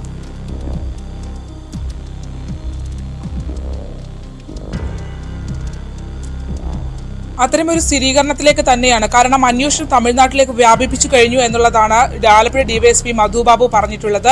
ഒപ്പം വൈകിട്ട് ഈ സംഘത്തിനെ കുറുവ സംഘത്തിനെ പിടിക്കുന്നതിന് വേണ്ടിയുള്ള ഒരു അന്വേഷണ സംഘത്തെ രൂപീകരിക്കുകയും ചെയ്യും. പോലീസ് സ്ഥിരീകരിക്കുന്നത് ഇവരുടെ വസ്ത്രധാരണ രീതി, ഒപ്പം തന്നെ പലയിടങ്ങളിൽ നിന്ന് കണ്ടെത്തിയിട്ടുള്ള CCTV ദൃശ്യങ്ങളുള്ള ഇവരുടെ നടത്തം അടക്കമുള്ള കാര്യങ്ങളൊക്കെ സ്ഥിരീകരിക്കുന്നുണ്ട്. അതായത് ഇവര് കൈലിമുണ്ട് മാത്രം ധരിച്ച് ആണ് മോഷണത്തിനായി എത്തുക. ഒപ്പം ഒരു വീട്ടിൽ നിന്ന് മറ്റൊരു വീട്ടിലേക്ക് കയറുന്ന രീതിയാണ് ഇവർക്കുള്ളത്. പൊതുവഴികളിലേക്ക് ഇറങ്ങുക വളരെ വിരളമാണെന്നാണ് പോലീസ് പറയുന്നത്. ഒപ്പം ഇവിടെ കഴിഞ്ഞ വർഷം അതായത് പുന്നപ്ര അടക്കം റിപ്പോർട്ട് ചെയ്ത കേസുകളിൽ നിന്നും അതിന് സമാനമായ രീതിയിലുള്ള ഒരു മോഷണ ശൈലി തന്നെയാണ് ഇവർക്ക് എന്നുള്ളത് പോലീസ് സ്ഥിരീകരിക്കുകയും ചെയ്യുന്നുണ്ട്. ഡിവൈഎസ്പി മധുബാബുവിന്റെ പ്രതികരണം കിട്ടിയിട്ടുണ്ട്. ആദ്യമായിട്ടാണ് ഇത്തരത്തിലൊരു പ്രതികരണം, ഒരു അനൌദ്യോഗികമാണെങ്കിൽ പോലും ഒരു സ്ഥിരീകരണം പോലീസ് നൽകുകയാണ്. ഇവരുടെ വസ്ത്രധാരണ രീതികളും അവരുടെ ആ നടപ്പും ഇതെല്ലാം കണ്ടാണ് ഇപ്പോൾ ഇത് കുറുവ സംഘം, തമിഴ്നാട്ടിൽ നിന്നുള്ള കുറുവ സംഘമാണ് എന്നുള്ള നിഗമനത്തിലേക്ക് പോലീസ് എത്തുന്നത്. അദ്ദേഹത്തിന്റെ പ്രതികരണം കേൾക്കാം. പോലീസ് ഈ മോഷ്ടാക്കളെ കണ്ടെത്താനുള്ള ശ്രമങ്ങൾ തന്നെയാണ് നടത്തി വരുന്നത്. ഇത് സംസ്ഥാനത്ത് മാത്രമായിട്ട് ഒതുങ്ങുന്നില്ല, തമിഴ്നാടുമായിട്ട് ബന്ധപ്പെട്ടും ഞങ്ങൾ അന്വേഷണം സ്റ്റാർട്ട് ചെയ്ത് കഴിഞ്ഞു. അതിൻ്റെ ഒരു റിസൾട്ടിലേക്ക് ഒക്ടോബർ 30 സംഭവത്തിൽ ഒരു അന്വേഷണം നടക്കുന്നതിന്റെ റിസൾട്ടിലേക്ക് വന്നില്ല. അതിനു മുമ്പ് ഈ ഒരു സംഭവം ഉണ്ടായെന്നുള്ളതാണ്. ഏതായാലും ഈ അന്വേഷണത്തിൽ നിന്ന് മുന്നോട്ട് പോയിട്ടില്ല. കൂടിയാലോചന നടത്തി അന്വേഷണം സുഗമവും കാര്യക്ഷമമായിട്ട് രീതിയിൽ മുന്നോട്ട് പോകാനുള്ള ക്രമീകരണങ്ങൾ ജില്ലാ പോലീസ് മേധാവിയായിട്ട് ആലോചിച്ച് ചെയ്യുന്നതാണ്. മറ്റു വാർത്തയിലേക്ക്. സർക്കാരുമായി നിയമ പോരാട്ടത്തിന് തയ്യാറെടുക്കുകയാണ് എൻ പ്രശാന്ത് IAS. സസ്പെൻഷൻ നടപടിക്കെതിരെ സെൻട്രൽ അഡ്മിനിസ്ട്രേറ്റീവ് ട്രൈബ്യൂണലിനെ സമീപിക്കുവാനാണ് തീരുമാനം. പ്രശാന്ത് ഇന്ന് മാധ്യമങ്ങളെ കാണുകയും ചെയ്തിരുന്നു. പക്ഷേ സസ്പെൻഷൻ ഓർഡർ കിട്ടട്ടെ, എന്നിട്ട് കാര്യങ്ങൾ പറയാമെന്നാണ് എൻ പ്രശാന്ത് പറഞ്ഞത്. മതാടിസ്ഥാനത്തിൽ വാട്സാപ്പ് ഗ്രൂപ്പുകൾ ഉണ്ടാക്കിയ കെ ഗോപാലകൃഷ്ണനെതിരെ ഉടൻ പോലീസ് കേസെടുക്കില്ല. ആരെങ്കിലും പരാതി നൽകിയാൽ കേസെടുക്കാം എന്നാണ് ഇപ്പോൾ പോലീസിന്റെ നിലപാട്. അല്ലെങ്കിൽ അത്തരമൊരു നിർദ്ദേശം സർക്കാർ തലത്തിൽ നിന്ന് ഉണ്ടാവണം. സർവീസ് ചട്ടലംഘനം ഉൾപ്പെടെ ഗുരുതരമായ കാര്യങ്ങൾ ചൂണ്ടിക്കാട്ടിയാണ് രണ്ടുപേരെയും കഴിഞ്ഞ ദിവസം സർവീസിൽ നിന്ന് സർക്കാർ സസ്പെൻഡ് ചെയ്തത്. ചീഫ് സെക്രട്ടറിയുടെ റിപ്പോർട്ടിന് പിന്നാലെ ഒട്ടും കാലതാമസമില്ലാതെയായിരുന്നു 2 ഉദ്യോഗസ്ഥരെയും സസ്പെൻഡ് ചെയ്തുള്ള സർക്കാർ നടപടി. മതപരമായ വാട്സപ്പ് ഗ്രൂപ്പ് രൂപീകരിക്കുക വഴി IAS ഉദ്യോഗസ്ഥരുടെ ഐക്യവും കൂട്ടായ പ്രവർത്തനവും ഇല്ലാതാക്കുകയായിരുന്നു ഗോപാലകൃഷ്ണന്റെ നടപടി. പോലീസിന്റെ അടക്കം റിപ്പോർട്ടുകൾ പരിശോധിക്കുമ്പോൾ പ്രഥമ ദൃഷ്ട്യാ ഗോപാലകൃഷ്ണൻ കുറ്റക്കാരനാണെന്ന് സർക്കാർ വിലയിരുത്തി. ഉദ്യോഗസ്ഥന്റെ പ്രവൃത്തി സർക്കാരിന്റെ പ്രതിച്ഛായയ്ക്കും കളങ്കമേൽപ്പിച്ചു. സർവീസ് ചട്ടലംഘനം എണ്ണിപ്പറഞ്ഞാണ് ഗോപാലകൃഷ്ണനെ സസ്പെൻഡ് ചെയ്തത്.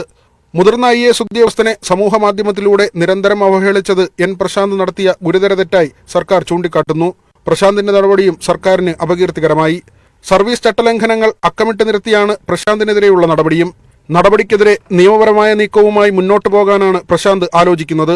സെൻട്രൽ അഡ്മിനിസ്ട്രേഷൻ ട്രിബ്യൂണലിനെ ഉൾപ്പെടെ സമീപിച്ചേക്കും. ഇങ്ങനെ കോർണർ ചെയ്യേണ്ട കാര്യമൊന്നുമില്ല തന്നെ. ഇപ്പൊ ഈ പറഞ്ഞോട്ട് അയാൾ ഇങ്ങനെ പറഞ്ഞു, മറ്റേ ആൾ ഇങ്ങനെ പറഞ്ഞു, മറിച്ചാണ് അവരുടെ അഭിപ്രായം അവർ പറയുന്നു.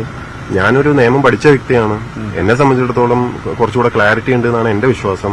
സുപ്രീം കോടതി വിധികളൊക്കെ ഈ വിഷയത്തിൽ ഇഷ്ടം പോലെ ഉണ്ട് താനും. വേണമെങ്കിൽ നിങ്ങൾക്ക് തന്നെ തപ്പിയെടുക്കാവുന്നേ ഉള്ളൂ. ഇതെല്ലാം ഞാൻ സ്പൂൺ ഫീഡ് ചെയ്യേണ്ട കാര്യമൊന്നുമില്ലല്ലോ. Facts are facts. ഫാക്ട് നിങ്ങൾക്ക് തന്നെ നേരിട്ട് പരിശോധിക്കാവുന്ന കാര്യങ്ങളുള്ളൂ. ഇപ്പം ഒരു മാധ്യമ സ്ഥാപനം വ്യാജ വാർത്ത ചമയ്ക്കുമ്പോൾ അതിന്റെ ഫാക്ട്സ് പുറത്തു വരുമ്പോൾ മറ്റുള്ളവർക്ക് ശരിക്കും അത് ബ്രേക്ക് ചെയ്യാവുന്നതാണ് അല്ലെ? ഇത് കള്ളമാണ്, പേരെടുത്ത് പറയാം, ഇന്ന സ്ഥാപനം എങ്ങനെയാണ് അവർ വ്യാജമായിട്ടൊരു വാർത്ത ചെയ്യുന്നത്, ഇതൊക്കെ പുറത്തു വരാമല്ലോ. അത് എന്റെ പണിയല്ല അത് ഫീൽ ചെയ്യേണ്ട. സോ എനിവേ അത് പോട്ടെ. ഞാൻ ഇവിടെ തന്നെ ഉണ്ട്. നമുക്ക് ഞാൻ ഒന്ന് പോയിട്ട് വാറോല കൈപ്പറ്റട്ടെ. ഉന്നതി CEO സ്ഥാനം ഒഴിയുമ്പോൾ പ്രശാന്ത് ഫയലുകൾ SC/ST വകുപ്പിലേക്ക് മടക്കി നൽകിയെന്ന് വ്യക്തമാക്കുന്ന രേഖ പുറത്തുവന്നു. രേഖകൾ മുക്കിയെന്നാരോപിച്ച് നേരത്തെ ഒരു അച്ചടി മാധ്യമത്തിൽ വാർത്ത വന്നതിനു പിന്നിൽ ജയതിലക് IAS എന്നാണ് പ്രശാന്തിന്റെ ആരോപണം. ഗോപാലകൃഷ്ണനെതിരെ പോലീസ് ഉടൻ FIR രജിസ്റ്റർ ചെയ്യില്ല. വാട്സപ്പ് രൂപീകരണത്തിൽ പ്രാഥമിക അന്വേഷണം പൂർത്തിയായിട്ടുണ്ട്. സർക്കാർ നിർദ്ദേശമോ മറ്റ് പരാതിയോ ലഭിച്ചാൽ കേസെടുക്കുന്നതിലേക്ക് കടക്കും. VV Vinod, News 18, Thiruvananthapuram. മാനന്തവാടി തലപ്പുഴയിൽ വഖഫ് ബോർഡിന്റെ നോട്ടീസ് കിട്ടിയവർ നിയമ നടപടിക്കൊരുങ്ങുകയാണ്. 16-ാം തീയതി കൊച്ചിയിലെ വഖഫ് ബോർഡിന്റെ ഓഫീസിൽ രേഖകൾ ഹാജരാക്കി ഭൂമിയുടെ അവകാശം ബോർഡിനെ ബോധ്യപ്പെടുത്തുവാനാണ് തീരുമാനം. വഖഫിന്റേതായി നോട്ടീസിൽ പറയുന്ന 5.75 ഏക്കർ ഭൂമിയിൽ 1.7 ഏക്കർ തലപ്പുഴ മദ്രസയും പള്ളിയും സ്ഥിതി ചെയ്യുന്ന സ്ഥലമാണ്. ശേഷിക്കുന്ന ഭൂമിയിൽ നിന്ന് അത് കൈവശപ്പെടുത്തിയിരിക്കുന്നവർ ഒഴിഞ്ഞു തരണമെന്നാണ് നോട്ടീസിൽ വ്യക്തമാക്കിയിരിക്കുന്നത്. അവരുടെ പ്രതികരണം കേൾക്കാം ആദ്യം.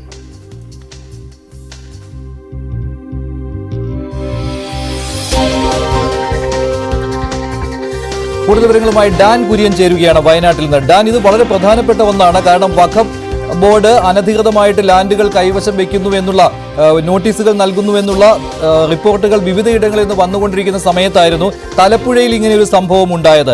നോട്ടീസ് കിട്ടിയവർ ഇപ്പോൾ എങ്ങനെയാണ് പ്രതികരിക്കുന്നത്? അവർ സ്വാഭാവികമായിട്ടും അടുത്ത നടപടി എന്ന് പറയുന്നത് വഖഫ് ബോർഡിന് മറുപടി നൽകുക എന്നുള്ളതാണല്ലോ. അതിനും അപ്പുറത്തായിട്ട് അവരുടെ ഭൂമിയിൽ അവർക്കാണ് ഉടമസ്ഥാവകാശം എന്ന് സ്ഥാപിച്ചു കിട്ടുന്നതിന് വേണ്ടി രേഖകൾ കൈവശമുണ്ടെന്ന് തന്നെയാണോ അവർ പറയുന്നത് തലപ്പുഴ നിവാസികൾ? വഖഫ് ബോർഡിന്റേതെന്ന പേരിൽ കഴിഞ്ഞ 28-ാം തീയതിയാണ് തലപ്പുഴയിലെ മാനന്തവാടി നിയോജക മണ്ഡലത്തിൽപ്പെട്ട തലപ്പുഴയിൽ ഉള്ള 5 കുടുംബങ്ങൾക്ക് ഇത്തരത്തിൽ നോട്ടീസ് ലഭിച്ചിരിക്കുന്നത്. അവർ 40 വർഷത്തിന് മുകളിലായി അവിടെ താമസിക്കുന്ന കുടുംബങ്ങളാണ്. അവരുടെ എല്ലാവരുടെയും കൈവശം ഭൂമിയുടെ കൈവശാവകാശ രേഖ, മറ്റ് ഭൂമിയുമായി ബന്ധപ്പെട്ട എല്ലാ രേഖകളും ഉള്ളവർ തന്നെയാണ്. അവർ കരമടച്ചുകൊണ്ടിരിക്കുന്ന ഭൂമിയാണ് എന്നാണ് നമ്മളോട് ഫോണിൽ വ്യക്തമാക്കിയത്. അതോടൊപ്പം ഈ ഒരു വിവാദം ഉണ്ടായതിന് പിന്നാലെ വരുന്ന 16-ാം തീയതി, അതായത് അടുത്ത ആഴ്ച, ഇതുമായി ബന്ധപ്പെട്ട രേഖകൾ കൊച്ചിയിലെ വഖഫ് ബോർഡിന്റെ ആസ്ഥാനത്ത് നേരിട്ട് ഹാജരാക്കണം എന്ന് ഈ നോട്ടീസിൽ എടുത്തു പറയുന്നുണ്ട്. അതോടൊപ്പമാണ് 19-ാം തീയതി ഒരു cloud meeting, Google cloud meeting വെച്ചിരിക്കുകയാണ്. ആ മീറ്റിംഗിലും ഇവർ പങ്കെടുക്കണമെന്നാണ് അറിയിച്ചിരിക്കുന്നത്. അവരുടെ കൈവശമുള്ള എല്ലാ രേഖകളും അന്ന് ഹാജരാക്കണം. അത് വഖഫ് ബോർഡിന് ബോധ്യപ്പെടുന്നില്ല എങ്കിൽ അതിനുശേഷം അവിടെ നിന്ന് എത്രയും പെട്ടെന്ന് ഒഴിഞ്ഞു മാറണമെന്നാണ് അവർക്ക് ലഭിച്ചിരിക്കുന്ന നിർദ്ദേശം. പക്ഷേ വെറും സാധാരണക്കാരായ മനുഷ്യരാണ്. ഇവിടെ നിന്ന് ഇനി എങ്ങോട്ട് പോകാനാണ്? തലമുറകളായി താമസിക്കുന്ന സ്ഥലമാണ്. ഇനി അവർക്ക് അവിടെ നിന്ന് മുനമ്പത്തും ഇതേ രീതിയിലാണ് തുടങ്ങിയത്. നോട്ടീസായിരുന്നു ആദ്യം വന്നത്. അതിനുശേഷം ഇത് മറുപടിയിലും അനുകൂലമായ നിലപാടുണ്ടാകാത്തത് കൊണ്ട് പിന്നെ അതങ്ങ് നീണ്ടുപോവുകയും ഒടുവിൽ വഖഫ് ബോർഡിന്റേതാണ് ഭൂമി എന്ന രീതിയിലുള്ള ഉത്തരവ് വരികയും ചെയ്തതാണ്. ഇവിടെയും അങ്ങനെ സംഭവിക്കാതിരിക്കുന്നതിന് വേണ്ടി ഈ തുടക്കത്തിൽ തന്നെ എന്തെങ്കിലും സമര രീതികളോ അങ്ങനെ പിന്തുണയുമായിട്ട് വരുന്നുണ്ടോ ആരെങ്കിലും, ഏതെങ്കിലും സംഘടനകൾ? എന്താണ് ഇപ്പോൾ അവിടുത്തെ ഒരു സ്ഥിതി? ഇവർ സ്വാഭാവികമായിട്ടും ഞെട്ടലിലാണല്ലോ ഇവർ. ഇവിടെ ഇന്ന് പ്രധാനമായി നാളെ തെരഞ്ഞെടുപ്പിലേക്ക് കടക്കുകയാണ്. നാളെ വോട്ടെടുപ്പ് നടക്കുന്ന ദിവസമാണ്. ഇന്ന് നിശബ്ദ പ്രചാരണമാണ്. പക്ഷേ BJP സ്ഥാനാർത്ഥി, NDA സ്ഥാനാർത്ഥി നവ്യ ഹരിദാസ് പരസ്യ പിന്തുണയുമായി, ഈ കുടുംബങ്ങൾക്ക് പിന്തുണയുമായി ഇന്ന് അവിടെ സന്ദർശനം നടത്തിയിരിക്കുന്നു. രാഷ്ട്രീയമായും നിയമപരമായും നേരിടാം എന്ന ഒരു തീരുമാനത്തിലേക്കാണ് ഈ കുടുംബങ്ങൾ എത്തുന്നത്. ഹിന്ദു ഐക്യവേദി ഉൾപ്പെടെയുള്ള മറ്റ് ഹൈന്ദവ സംഘടനകളും ഇവർക്ക് പിന്തുണയുമായി രംഗത്തെത്തിയിരിക്കുന്ന ഒരു പശ്ചാത്തലമുണ്ട്. നേരത്തെ സൂചിപ്പിച്ച പോലെ 5.75 ഏക്കർ ഭൂമിയാണ് വഖഫിന്റേതെന്ന തരത്തിലുള്ള വിവരങ്ങളാണ് ഈ നോട്ടീസിൽ വ്യക്തമാക്കിയിരിക്കുന്നത്. അതിൽ തന്നെ 1.7 ഏക്കർ ഭൂമി നിലവിൽ പള്ളിയും ഖബറും മദ്രസയും സ്ഥിതി ചെയ്യുന്ന സ്ഥലമാണ്. ശേഷിക്കുന്ന ഭൂമിയിൽ നിന്ന് ഈ 5 കുടുംബങ്ങൾ ഒഴിഞ്ഞു തരണമെന്നാണ് ഈ നോട്ടീസിൽ വ്യക്തമാക്കിയിരിക്കുന്നത്. പക്ഷേ മുനമ്പത്തുണ്ടായ സാഹചര്യം നമുക്കറിയാം. സമാനമായ തരത്തിൽ ഇവർക്ക് ഹാജരാക്കുന്ന രേഖകൾ അവർക്ക് ബോധ്യപ്പെടാത്ത തരത്തിലേക്ക് കാര്യങ്ങൾ എത്തിയാൽ എത്രയും പെട്ടെന്ന് അവിടെ നിന്ന് മാറണമെന്നൊരു നിലപാടിലേക്ക് വഖഫ് ബോർഡിന്റെ നിർദ്ദേശം വരും. പക്ഷേ അങ്ങനെ ഒരു നിർദ്ദേശം വന്നാൽ അതിനെ രാഷ്ട്രീയമായും നിയമപരമായും നേരിടണമെന്നൊരു തീരുമാനത്തിലേക്ക് ഇവർ എത്തുകയാണ്. അവർക്ക് പിന്തുണയുമായി മറ്റ് സംഘടനകൾ കൂടി രംഗത്തെത്തുന്ന ഒരു പശ്ചാത്തലമാണ് ഇപ്പോഴുള്ളത്. ശരി ഡാന്, മറ്റൊരു കാര്യം കൂടി ചാവക്കാടും സംഭവിച്ചിരിക്കുകയാണ്. ശരി ഡാൻ, മാനന്തവാടി തലപ്പുഴയിലെ വിവരങ്ങളാണ് ഡാൻ കുര്യൻ നൽകിയത്. ചാവക്കാട് എന്നുള്ള റിപ്പോർട്ട് നൽകുന്നതിന് വേണ്ടി MG മിഥുൻ ചേരുകയാണ്. മിഥുൻ, എന്താണ് ചാവക്കാട് സംഭവിച്ചിരിക്കുന്നത്? എത്ര കുടുംബങ്ങൾക്കാണ് വഖഫ് ബോർഡിന്റെ നോട്ടീസ് വന്നിട്ടുള്ളത്?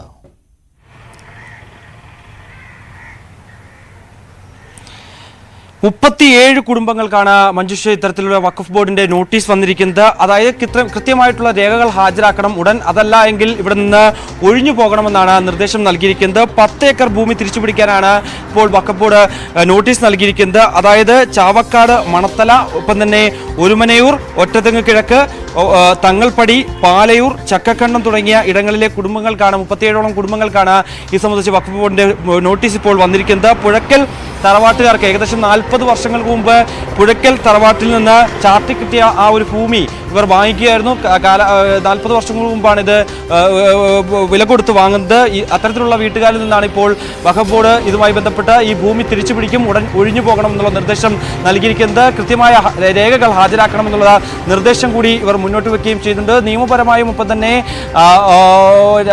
മുന്നോട്ട് പോകാൻ തന്നെയാണ് ഇവർ ഈ വീട്ടുകാരുടെ തീരുമാനമെന്നാണ് നമുക്ക് മനസ്സിലാക്കാൻ സാധിക്കുന്നത്. അതായത് കഴിഞ്ഞ വർഷം 2023 9-ാം മാസമാണ് ഇതുമായി ബന്ധപ്പെട്ടുള്ള ഒരു ഉത്തരവ് പുറപ്പെടുവിക്കുന്നത്. തുടർന്ന് 4 മാസത്തിന് ശേഷം 2024 ഫെബ്രുവരിയിലാണ് ഈ നോട്ടീസ് ഇവർക്ക് നൽകുന്നത്. ഇപ്പോൾ മുനമ്പ് അടക്കമുള്ള വിഷയങ്ങൾ ഇങ്ങനെ വലിയ രീതിയിൽ പ്രതിഷേധവുമായി രംഗത്ത് വരുന്ന സാഹചര്യമുണ്ട്. അത് മുന്നിൽ കണ്ടുകൊണ്ട് തന്നെയാണ് ഇപ്പോൾ ഈ കുടുംബങ്ങൾക്ക് വലിയ ആശങ്കയുണ്ടാകുന്നത്. കാരണം തങ്ങൾ കാലാകാലങ്ങളായി ജീവിച്ചു വരുന്ന ഇടമാണ്, വില കൊടുത്ത് വാങ്ങിയ ഭൂമിയാണ്. അവിടെ നിന്ന് പെട്ടെന്ന് തന്നെ ഇങ്ങനെ ഒഴിഞ്ഞു പോകണമെന്ന് പറയുന്നത് എന്ത് നീതിയാണ് എന്നുള്ള ചോദ്യമാണ് അവർ പ്രധാനമായും ഉന്നയിക്കുന്നത്. അതിനുവേണ്ടി കൃത്യമായ ഇടപെടൽ സംസ്ഥാന സർക്കാരിന്റെ ഭാഗത്തുനിന്നും ഉണ്ടാകണം എന്നുള്ളൊരു ആവശ്യമാണ് അവർ മുന്നോട്ട് വെക്കുന്നത്. അതോടൊപ്പം തന്നെ അവിടുത്തെ ഈ കുടുംബങ്ങളിലെ ആളുകൾ നാളെ കേന്ദ്രമന്ത്രി സുരേഷ് ഗോപിക്ക് ഇത് സംബന്ധിച്ച നിവേദനം നൽകാൻ പോകുമെന്നാണ് നമുക്ക് അറിയാൻ സാധിക്കുന്നത്. ഇതിനോടകം തന്നെ BJP നേതാക്കൾ ഈ കുടുംബങ്ങളെ കണ്ട് തങ്ങളുടെ പിന്തുണ അറിയിച്ചിട്ടുണ്ട്. രാഷ്ട്രീയപരമായും നിയമപരമായും നിങ്ങൾക്കൊപ്പം ഉണ്ടാകും. ഒപ്പം തന്നെ മുനമ്പം മോഡൽ പോലെ മുനമ്പൻ രീതിയിൽ ഒരു പ്രക്ഷോഭം സംഘടിപ്പിക്കാനാണ് ഈ 37 കുടുംബങ്ങളെ ഒരുമിച്ച് നിർത്തിക്കൊണ്ട് BJP തന്നെ നേതൃത്വം നൽകിക്കൊണ്ട്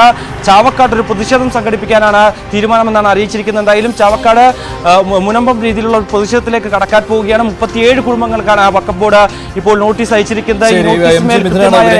37 കുടുംബങ്ങൾക്ക് ചാവക്കാട് വഖഫ് ബോർഡിന്റെ നോട്ടീസ് കിട്ടിയിരിക്കുകയാണ്.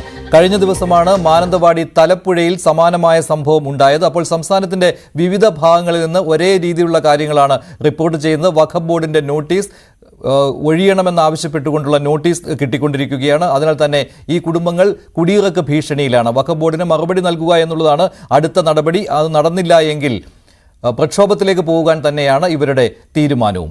മുനമ്പം വിഷയത്തിൽ ഇന്ന് ചില പ്രതികരണങ്ങൾ വന്നിട്ടുണ്ട്. പ്രതിപക്ഷ നേതാവ് VD സതീശൻ ഇന്ന് പറഞ്ഞത് 10 മിനിറ്റ് സമയം കൊണ്ട് ഈ വിഷയം പരിഹരിക്കുവാൻ സർക്കാരിന് കഴിയുമായിരുന്നു, പക്ഷേ നീട്ടിക്കൊണ്ടു പോയത് BJPയെ സഹായിക്കുവാനാണെന്നാണ്. ഇങ്ങനെ ഒരു ആരോപണമാണ് VD സതീശൻ ഇന്ന് ഉന്നയിച്ചത്. സമസ്തയുടെ പ്രതികരണവും വന്നിട്ടുണ്ട്. മുനമ്പം വിഷയം പരിഹരിക്കേണ്ടത് സർക്കാരാണെന്ന് SYS സംസ്ഥാന സെക്രട്ടറി അബ്ദുസമദ് പൂക്കോട്ടൂർ പറഞ്ഞു. സർക്കാർ ചർച്ച നീട്ടിയത് രാഷ്ട്രീയ നേട്ടങ്ങൾക്ക് വേണ്ടിയാണോ എന്ന് സംശയിക്കുകയാണെന്നും SYS. വഖഫിനെ കയ്യേറ്റക്കാരായി ചിത്രീകരിക്കാൻ ശ്രമം നടക്കുന്നതായും അബ്ദുസമദ് പൂക്കോട്ടൂർ ആരോപിക്കുന്നു. വയനാട് ചേലക്കര മണ്ഡലങ്ങളിലെ പോളിംഗ് നാളെയാണ്. കൂടുതൽ വിവരങ്ങളുമായി മിഥുൻ ചേരുന്നുണ്ട്. ചേലക്കരയിൽ നിന്ന് അനുമോദ് ചേരുന്നുണ്ട് വയനാട്ടിൽ നിന്ന്. മിഥുൻ, ചേലക്കരയിൽ തെരഞ്ഞെടുപ്പ് വിഷയങ്ങൾ ഒരുപാടുണ്ട്. പക്ഷേ ഏറ്റവും ഒടുവിൽ ഈ കള്ളപ്പണം പിടിച്ചു എന്നുള്ള വാർത്ത അതാണല്ലോ ഇപ്പോൾ സജീവമാക്കി കൊണ്ടുവരുവാൻ. നിശബ്ദ പ്രചാരണ ദിവസവും ഈ വിഷയം ഉന്നയിക്കുകയാണല്ലോ. ഈ നിശബ്ദ പ്രചാരണ സമയത്ത് മുന്നണികൾ അങ്ങോട്ടും ഇങ്ങോട്ടും ആരോപണ പ്രത്യാരോപണങ്ങൾ ഉന്നയിക്കുന്നുമുണ്ട്. മറ്റൊരു വിഷയം എന്ന് പറയുന്നത് മുഖ്യമന്ത്രി ക്യാമ്പ് ചെയ്ത് ചേലക്കരയിൽ പ്രചാരണം നടത്തുകയായിരുന്നു. ഇത് ഗുണം ചെയ്യുമെന്ന് LDF പറയുമ്പോൾ അത് ഉണ്ടാവുകയില്ല എന്ന് UDFും പറയുന്നു. എന്താണ് ചേലക്കരയിൽ ഇന്ന് കാണാൻ കഴിയുന്ന കാര്യങ്ങൾ?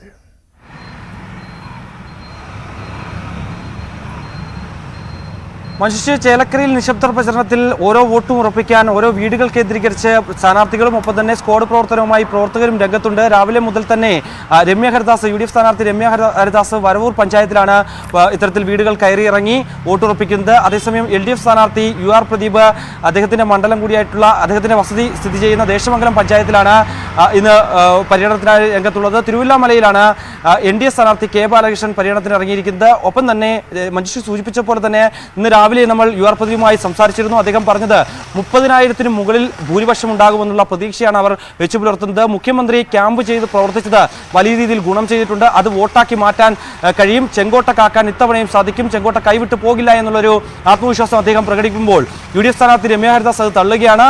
അതായത് ഒരു ബാലികേറ മലയല്ല ഈ ചേലക്കര എന്ന് പറയുന്നത്. ആലത്തൂർ പിടിച്ചതുപോലെ തന്നെ ചേലക്കരയിലും ഇത്തവണ UDF പിടിച്ചടക്കും. അതിനുവേണ്ടിയുള്ള കൃത്യമായ പ്രചരണം നടത്താൻ സാധിച്ചിട്ടുണ്ട്. വിവിധ വിഷയങ്ങൾ ഈ ചേലക്കരയുടെ മണ്ണിൽ സ്വാധീനിക്കും. അത് ജനങ്ങളുടെ ഭാഗത്തു നിന്ന് തങ്ങൾക്ക് അനുകൂലമായി ഒരു വിധിയെഴുത്തുണ്ടാകും. ന്യൂനപക്ഷ വോട്ടുകൾ ഉൾപ്പെടെയുള്ളവ ഞങ്ങൾക്ക് അനുകൂലമായി രേഖപ്പെടുത്തും. അതുകൊണ്ട് തന്നെ തികഞ്ഞ ആത്മവിശ്വാസത്തിൽ ഒരു ഭൂരിപക്ഷം പറയാൻ തയ്യാറല്ല എങ്കിൽ പോലും തന്നെ വിജയം സുനിശ്ചിതമാണ് എന്ന് രമ്യ ഹരിദാസും പറഞ്ഞു വെക്കുന്നു. NDAയുടെ ഭാഗമായിട്ട് വലിയ രീതിയിലുള്ള പ്രചരണമായിരുന്നു നടത്തിയിരുന്നത്. പക്ഷേ അവർ പറയുന്നത് കഴിഞ്ഞ തവണ ലഭിച്ചതിനേക്കാൾ കൂടുതൽ വോട്ടുകൾ, ഒരു 30,000 അല്ലെങ്കിൽ 40,000 വോട്ടുകൾ ഇത്തവണ സമാഹരിക്കാനാകുമെന്നാണ് അവർ പ്രതീക്ഷ പങ്കുവെക്കുന്നത്. എന്തായാലും അവസാന മണിക്കൂറുകളിൽ നെട്ടോട്ടത്തിലാണ് സ്ഥാനാർത്ഥികൾ ഓരോ വോട്ടും ഉറപ്പിക്കുന്നതിന് വേണ്ടി. മറ്റൊരു കാര്യം കൂടി സംഭവിച്ചിട്ടുണ്ടല്ലോ. കഴിഞ്ഞ ദിവസം പുറത്തു വന്ന ഒരു നോട്ടീസിന്റെ കാര്യം, ന്യൂനപക്ഷ മോർച്ച വിതരണം ചെയ്ത വർഗീയ ചുവയുള്ള ലഘുലേഖയാണ് എന്നുള്ള ആരോപണവും ഉയർന്നിരുന്നു. ഇപ്പോൾ പോലീസ് കേസെടുത്തിട്ടുണ്ടല്ലോ. എന്താണ് എഫ്ഐആറിൽ പറയുന്നത്? മനുഷ്യ ന്യൂസ് 8 ആണ് ഇത് സംബന്ധിച്ചുള്ള വാർത്ത ആദ്യം പുറത്തുവിടുന്നത്. ചേലക്കരയിലെ ഈ പങ്ങാരപ്പള്ളി ഒപ്പം തന്നെ കാളിയാർ റോഡ് ഭാഗത്ത് ഉള്ള ക്രിസ്ത്യൻ വീടുകൾ കേന്ദ്രീകരിച്ചായിരുന്നു ന്യൂനപക്ഷ മോർച്ച പ്രവർത്തകർ വീടുകളിലെത്തി ഈ നോട്ടീസ് വിതരണം, ലഘുലേഖ വിതരണം ചെയ്യുകയും ഒപ്പം തന്നെ അത് വർഗീയ ചുവയോടുകൂടിയുള്ള പരാമർശം നടത്തുകയും ചെയ്ത് ഇത് നമ്മൾ വാർത്തയാക്കിയതിന് പിന്നാലെയാണ് ഇപ്പോൾ ചേലക്കര പോലീസ് ഇപ്പോൾ കേസെടുത്തിരിക്കുന്നത്. ഭാരതീയ ന്യായ സംഹിതയിലെ 192 വകുപ്പ് പ്രകാരമാണ് കേസെടുത്തിരിക്കുന്നത്. അതിൽ പ്രധാനമായും എഫ്ഐആറിൽ പറയുന്നത് ഉപതെരഞ്ഞെടുപ്പ് കാലത്ത് സമൂഹത്തിൽ ലഹളയുണ്ടാക്കാൻ ഉള്ള ശ്രമമാണ് പ്രവർത്തകരുടെ ഭാഗത്തുനിന്നും ഉണ്ടായത് എന്നാണ് എഫ്ഐആറിൽ പറയുന്നത്. പരാതി നൽകിയിരിക്കുന്നത് കോൺഗ്രസ് നേതാവ് TM കൃഷ്ണനാണ്. അദ്ദേഹം നൽകിയ പരാതിയിലാണ് ഇപ്പോൾ കേസ് രേഖപ്പെടുത്തുകയും ചെയ്തിരിക്കുന്നത്. അന്ന് ആ വീടുകളിലെല്ലാം എത്തി മുനമ്പ് അടക്കമുള്ള വിഷയങ്ങൾ ഉന്നയിക്കുന്നു. മുനമ്പത്ത് എന്താണ് നടക്കുന്നതെന്ന് നിങ്ങൾക്കറിയാമല്ലോ. ആ രീതിയിൽ ഉള്ള പ്രചാരണമായിരുന്നു ഇവിടെ ഈ ന്യൂനപക്ഷ പ്രവർത്തകർ മുന്നോട്ട് വെച്ചത്. കൂടാതെ തന്നെ ഈ വർഗീയ ഇസ്ലാമിനെതിരെ, രാഷ്ട്രീയ ഇസ്ലാമിനെതിരെ ഇത്തവണ വോട്ട് രേഖപ്പെടുത്താൻ തയ്യാറാകണം, യാഥാർത്ഥ്യം തിരിച്ചറിഞ്ഞ് ക്രൈസ്തവ സഭകൾ അല്ലെങ്കിൽ ക്രൈസ്തവ വീട്ടുകാർ ഇത്തരത്തിൽ മുന്നോട്ട് വരണം എന്നുള്ളൊരു നിർദ്ദേശമായിരുന്നു ഇവർ മുന്നോട്ട് വെച്ചത്. കൂടാതെ തന്നെ നോട്ടീസ് നൽകുന്നതിന് പുറമെ ഈ വീട്ടുകളിലെ ആളുകളുമായി നിരവധി തവണ ഇവർ ബന്ധപ്പെടുകയും ഈ കാര്യങ്ങൾ പറഞ്ഞു കൊടുക്കുകയും നിങ്ങളെ സംരക്ഷിക്കാൻ തങ്ങളുണ്ട് എന്ന അടക്കമുള്ള കാര്യങ്ങളായിരുന്നു പറഞ്ഞു വെച്ചത്. ഇത് വാർത്തയായതിനെ തുടർന്നാണ് ഇപ്പോൾ കോൺഗ്രസ് നേതാവ് TM കൃഷ്ണൻ പരാതി നൽകുകയും ചേലക്കര പോലീസ് വർഗീയ ലഹള ഉണ്ടാക്കാനുള്ള ശ്രമം ചൂണ്ടിക്കാണിച്ചുകൊണ്ട് ഇപ്പോൾ കേസെടുത്തിരിക്കുന്നത്. ശരി, MG മിഥുനാണ് വിവരങ്ങൾ നൽകിയത്. വയനാട് നിന്ന് CV അനുമോദ് കൂടിയുണ്ട്. അനുമോദ്, എങ്ങനെയാണ് ഇന്ന് വയനാട്ടിലെ നിശബ്ദ പ്രചാരണം?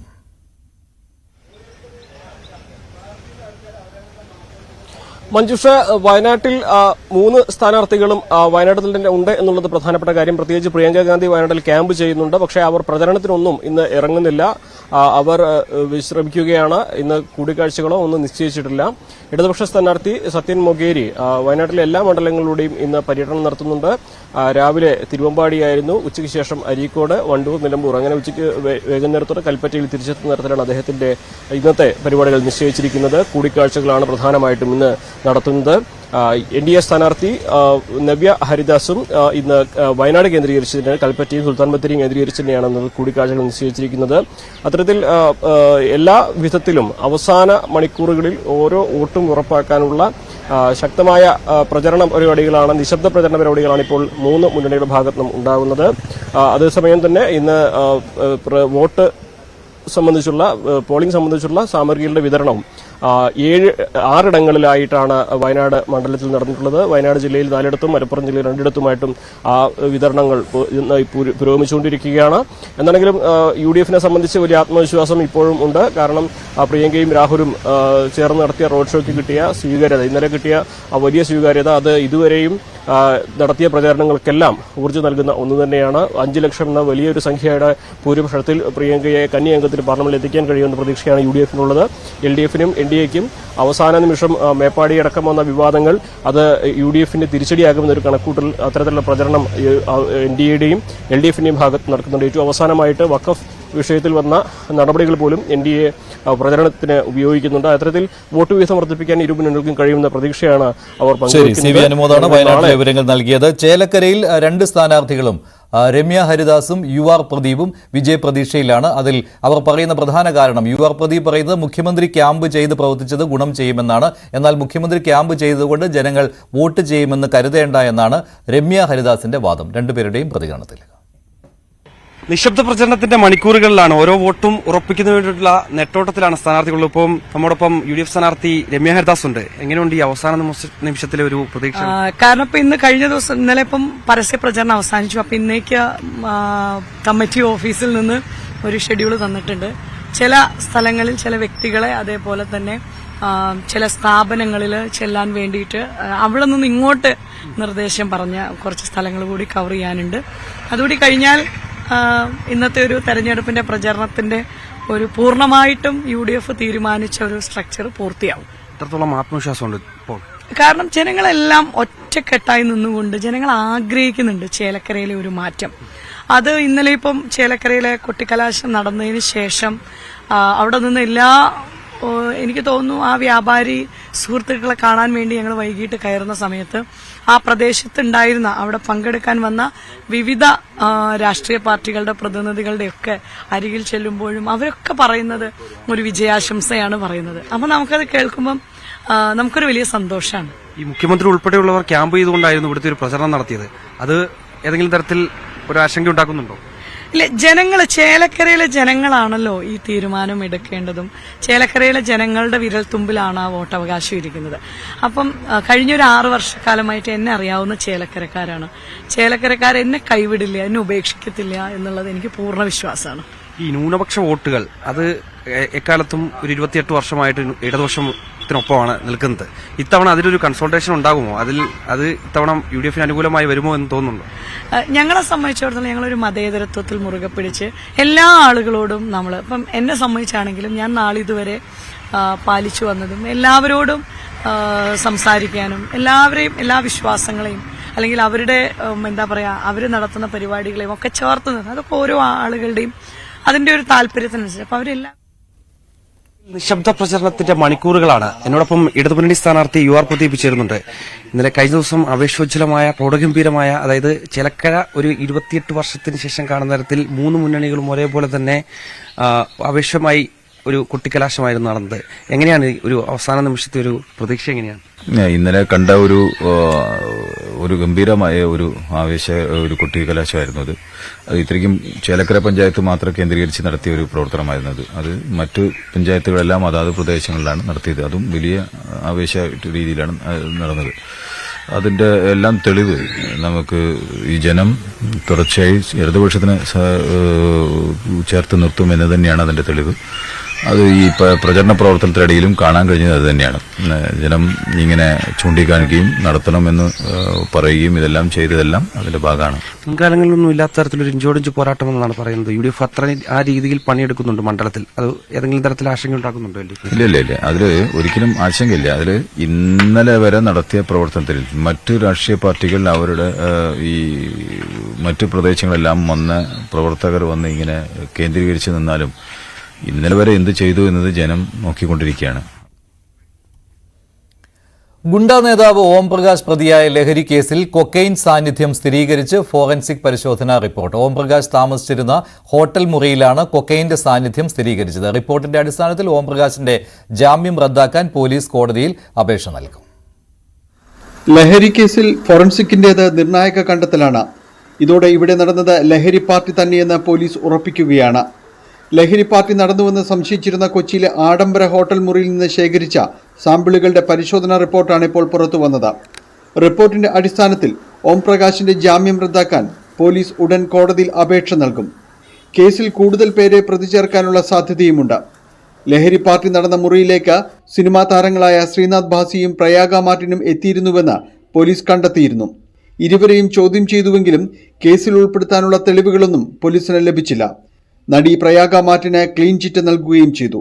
നിർണായക വിവരങ്ങൾ ലഭിച്ചാൽ മാത്രം താരങ്ങളെ കേന്ദ്രീകരിച്ച് അന്വേഷണം നടത്തിയാൽ മതിയെന്നാണ് നിലവിൽ പോലീസിന്റെ തീരുമാനം. ഓം പ്രകാശിനെയും കേസിൽ അറസ്റ്റിലായിരുന്ന സുഹൃത്ത് ഷിഹാസിനെയും വൈകാതെ പോലീസ് വീണ്ടും ചോദ്യം ചെയ്യും.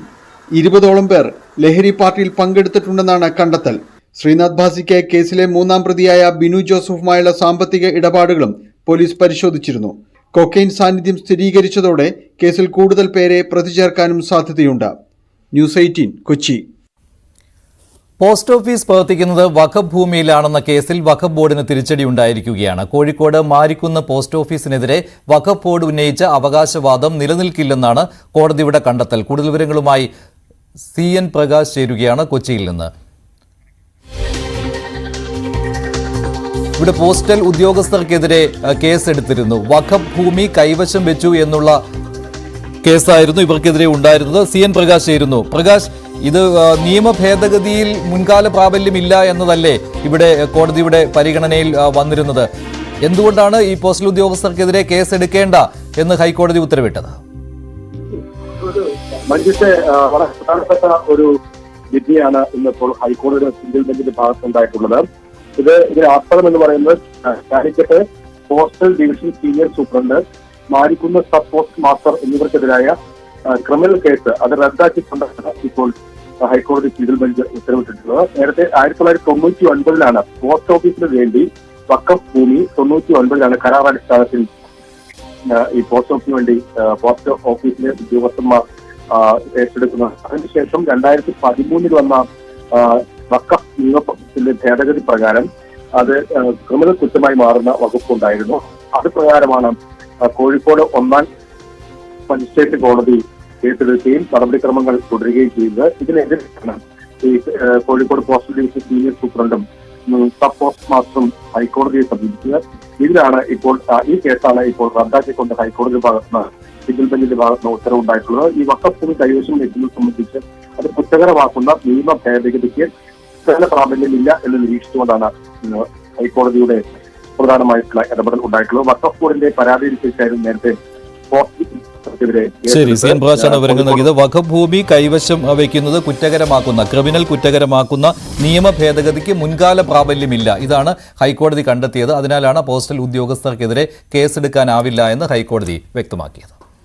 അൽ മുക്താദിർ ജ്വല്ലറി ഗ്രൂപ്പിന്റെ 40ാമത്തെ ഷോറൂം ദുബായിൽ പ്രവർത്തനം തുടങ്ങി. Al Muiz jewellery trading LLC, Al Khabeer gold bullion trading LLC എന്നിവയുടെ ഉദ്ഘാടനമാണ് ദുബായിലെ ദേരയിൽ ന്യൂ ഗോൾഡ് സൂക്കിൽ നടന്നത്. Chairman and CEO doctor Muhammad Mansoor Abdul Salam, UAE department of tourism and commerce marketing executive director Ibrahim Yaqoob, All India Muslim Personal Law Board അംഗം അബ്ദുൾ ഷുക്കൂർ മൗലവി, അഹമ്മദ് കബീർ ബാഖവി, സിറാജുദ്ദീൻ തങ്ങൾ എന്നിവർ ചേർന്ന് ഉദ്ഘാടനം നിർവഹിച്ചു. ദുബായിലെ ഏറ്റവും വിലക്കുറവിൽ സ്വർണം വിൽക്കുന്ന അൽ മുക്താദിർ ഗ്രൂപ്പിന്റെ ഈ സ്ഥാപനങ്ങളിൽ വരും ദിവസങ്ങളിലും സ്വർണത്തിന് പരമാവധി വിലക്കുറവുണ്ടാകുമെന്നും എല്ലാ ഉപഭോക്താക്കളും ഇത് ഉപയോഗപ്പെടുത്തണമെന്നും ചെയർമാൻ ആവശ്യപ്പെട്ടു.